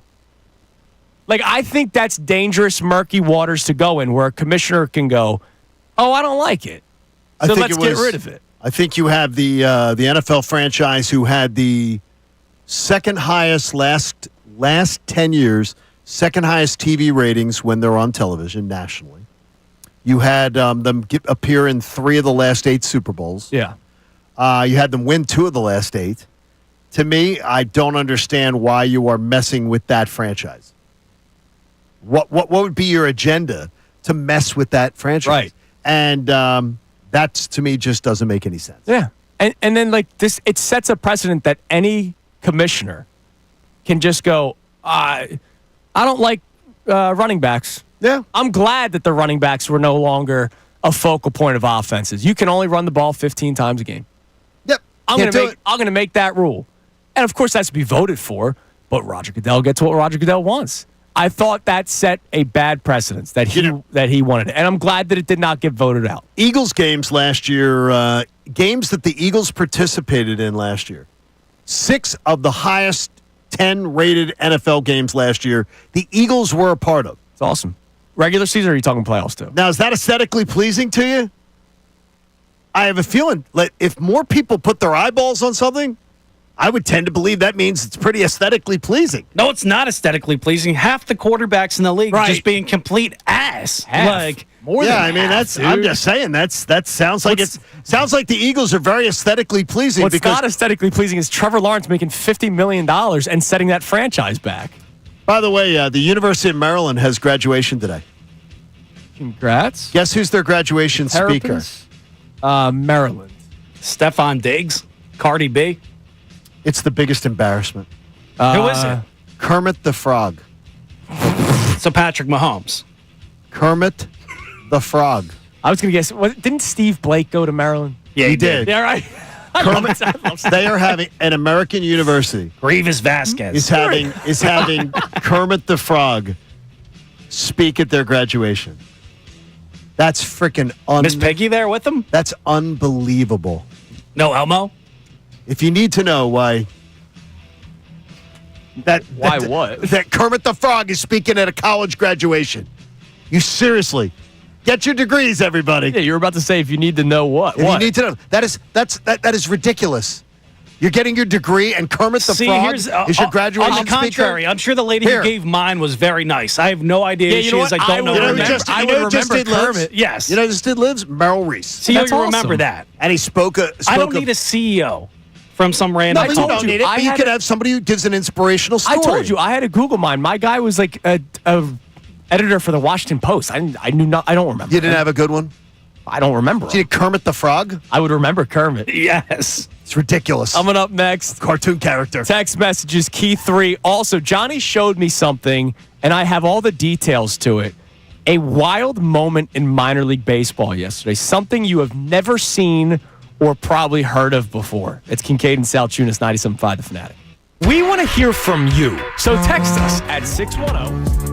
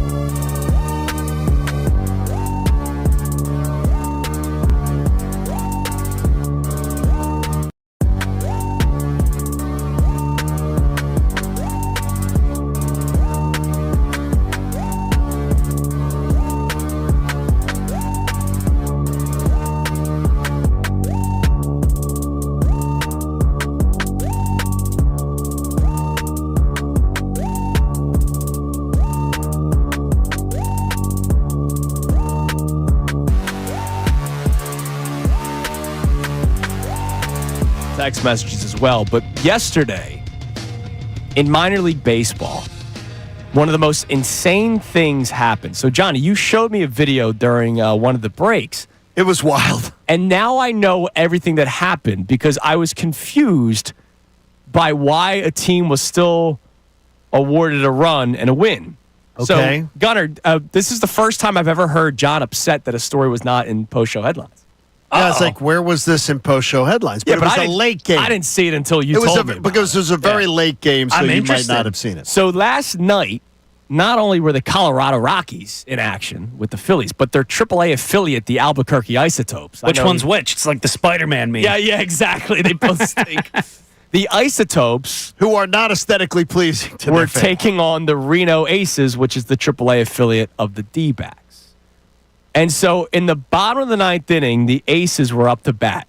Albuquerque's up 4-3. So the AAA team is better than the Major League team. Reno has the bases loaded with one out. And this kid named Connor Kaiser hits a ball into the gap. They're down 1 run, so the runner on second is going to score with ease. And the center fielder is one of the slowest people I've ever seen. Well, no, he knew he wasn't going to. He just gave up. He's slow. Trust me. The ball's going to the wall. He's not touching it. So the ball goes to the wall. And Aramis Garcia, who has played in the major leagues, he scores to make it 4-4. Ildemaro Vargas was on second and was trying to score. And our old buddy Christian Pache, who is on the Aces, runs out of the dugout to celebrate. And he's got his phone out. He's trying to live stream the game-winning hit. That is absurd. And he runs into Vargas before he touches home. So interference makes Vargas out. So there's 2 outs. The guy that was on first base eventually touches home. So that's where you and I left off. We did not continue. We did not go on at that point. But I was confused because the guy who hit the ball, all his teammates went to celebrate. He's out of the baseline. So my first thought is, wait, he should be called out as well. He should be. So it would be end of inning, extra innings, right? Here's what happened that we did not know, John. The center fielder who you're saying was running very slow, he just knew the game was over. So he's walking to the ball. He walked to the ball. He picks it up. Thinking the game's over, he sees a kid in the stands, so he shocks it to him. He flips the ball to the stands. That is why the runner on first, who continued to run to third, was awarded an extra base because the center fielder had no idea that Christian Pache was out. Ran into a base runner, got the base runner out. So this guy throws the ball over the fence, and the umpires go, "It's a live ball." Oh, wait, dead ball. Runner scores 5-4, game over. Yes. That is absurd. It was one of the most insane things I've ever seen. And by the way, the guy doing play-by-play did a pretty good job. No, he was awesome. From minor league broadcaster. He's trying to explain what's happening. This is something that a scriptwriter could not have written. It's a weird, really it's like weird, Angels in the outfield or something like that. Except dude. Tony Danza, the trash kicking, the trash kicking. Oh, the Eagles kicker, yeah. He was the Eagles kicker? Yeah, I remember that. Gunnar doesn't know. No, I know that. Yeah. Remember that one? Yeah. Early 90s. What was it? The trash picking, kicking? Yeah, it was a long name like that. Yeah, except for he had a foot. So game over because the center fielder throws the ball into the stands to give a kid a ball. He thought the game's over. Here you go, kiddo. And it ends up awarding the Aces the game-winning run. That's incredible. That's just insane. Who are you more mad at? The whole thing. Pache, because yo, dude, what are you doing? No, the guy was his cell phone out. Yeah, Pache. Oh no, Pache was doing with the video? Pache wasn't on base. Oh, I thought Pache was the runner. Ran out to celebrate. He went to celebrate the guy that hit the ball, not knowing that the guy on third still has to score. See, I thought it was Pache that had I can't believe at this time last year people were pining for Christian Pache to get more time. Hey, I saw him in spring training. He was hitting the ball hard. Dude, there you go. Hey. Unbelievable, man. Now he's in AAA. There you go. In Reno? In Reno. Wow. Yeah. That's the Reno incredible. Aces, man. What do you do? What do you do if you're the manager today? You won the game. Yeah. Your team played like a bunch of little leaguers. What do you say to them? You're the AAA team for the Rockies, dude. Of course they're playing like little leaguers. No, the Aces. The Reno Aces that won. Okay, so what do you say to your team, though? I think you just go, guys, I know we're having fun. We just don't do that again. What are you doing bringing cell phones onto the field? Well, yeah, that's the other thing, because it's literally a rule, right? You can't have him in the dugout. Yeah, that's what are you doing? what's he on Tinder? What kind of idiot are you? we gotta. Hey, he's in Reno. There's a lot of people that are there for a weekend. It's terrible. You never know, man. That was just I've never in my life crazy. heard about that. I mean, we've seen guys flip the ball into the stands before. Absolutely. But like that was to end the ball. Like the game was over. They lost after they just got a gift. Yeah, exactly. Unbelievable. All right, give us a text message before we get to our key three. We got Jose in Delaware checking in saying, I love it nothing more if the Eagles went into the entire season next year without running the tush push once. We dominated with the play, won the Super Bowl, we withstood the vote, and now we don't even have to run it, and we're still going to dominate you. What'd you call it? The tush what? What do I call it? Tush push? Tush mush? Nah, you just left the H off at the end there. All right, it is time now for the Kincade Salciunas Key 3 best minutes from today's show. Wee. Now, the Kincade Salciunas Key 3. Today's best. That is the second 22-10 victory over Green Bay this calendar year. That's the third victory over Green Bay in 9 calendar months. Yes, that's right. Sao Paulo. They did it internationally, too. Really, Sao Paulo. We won a home game. We won a game in Minnesota. And we won a game in foreign soil. It's amazing. Like, where does Green Bay want to play next time? Yeah, I mean, checkmate once again yesterday. And then, well, it wasn't us. Yeah, I know. That was I hated it. Mike Florio is willing to carry the water for anybody. I know. I mean, seriously. in case people don't know, we'll get into it. But there was a report that the Packers were forced into it. Yeah, they were just holding the water for Roger Goodell because a team had to send in the wording of not wanting a certain play. Of course, was the tush push. That's why today I'm not just celebrating for the Eagles. I'm celebrating for the NFL. The fact that there are teams that were willing to stand up to Roger Goodell, which is something that Adam Schefter says never really happens. What Roger Goodell wants, Roger Goodell gets. Well, and it didn't happen yesterday, and I love that. Are we going to forget the revisionist history of C.J. Stroud? 20 touchdowns and 12 interceptions. Are we going to forget that? Is that what we're forgetting? If we're having revisionist history here? I mean, his yards per game that he was passing for 219 yards per game, and he was a turnover machine. Are we forgetting that? Are we forgetting that last offseason everybody told us that this was the second coming? The next great quarterback, great young quarterback, and then he did that? He pooped himself on the national stage? What would Sixer fans do if they won a second-round series? Oh, dude, I would... Tell me we wouldn't. I would streak. Tell me I would be nude on Broad Street. A second-round series? Yes. Okay. That would nothing would disappoint me worse. I will be nude on the streets of Philadelphia. Well, the good thing is, John, you'll never get disappointed because the only people disappointed are Sixers fans. He's so embarrassing. Seriously, he's so embarrassing. Like, that was so embarrassing. It was such an embarrassing display, and I was like, I wanted to say, well, that wouldn't happen here. No, it would. And then I'm like, you know what? I'd be nude standing tall next to Billy Penn. I'd climb up there. Go Sixers! My God. You just wait till that day comes. That'd be so if it ever does. We have news. They are doing another in-season Hard Knocks. Oh, yeah. However, they're trying to put a spin on it because that's what Hard Knocks or any media company tries to do. They're always trying to put a spin on something to keep it fresh. Okay. Instead of following one team, they are doing in-season Hard Knocks with the NFC East. Could not go this whole segment without mentioning Gene Segura and his retirement. Came through, started that run in 2022 without his hit past the second baseman against the Cardinals in that wild card series. We don't go on one of the most memorable runs of my life. Ray Dunn put out a great tweet yesterday, basically to what you just said. Happy retirement to Gene Segura, the man who owns the ridiculous base hit that launched a month of fun base. And it bounced like 3 times in the infield? Yeah, he just slapped it. Yeah, they're playing up. They got past the second baseman. It was a 2-2 count, and he was chasing, so he just threw his bat at the ball and drove in 2 runs. Other than just celebrating that the Eagles won the debate and got the votes to keep the tush push, are you happy that it's over? Because a lot of time was spent over this. All right, that is the Kincade Salciunas Key 3 best minutes from today's show. I'm having lots of fun during our Key 3. Like throwing balls at the camera. Or you're doing the Tony Reale thing, and it's done tomorrow. Oh, what? Is tomorrow the last round? Yeah, tomorrow's the last one. I did not know. I'm going to keep doing it. Somebody's got to throw paper at a camera. They did some good write-ups on. You and I both were fans of Around the Horn. Yes, we're both fans. We're both still fans of. Pardon the interruption. PTI. We both are fans of it. Still today, we can still watch it. I feel very comfortable saying PTI should go down in some sort of Hall of Fame of sports talk because it was well ahead of its time. With attention spans being as short as they are nowadays, they started a show 20 years ago where the topics were discussed in 2-minute increments. And it was a great show, Gunner, when we were growing up. Yeah, dude, I look forward to that. That was attention watching for me. And now, with the attention spans of people so low, it fits perfectly. A 30-minute show, probably like 20 minutes total because of commercials. Right.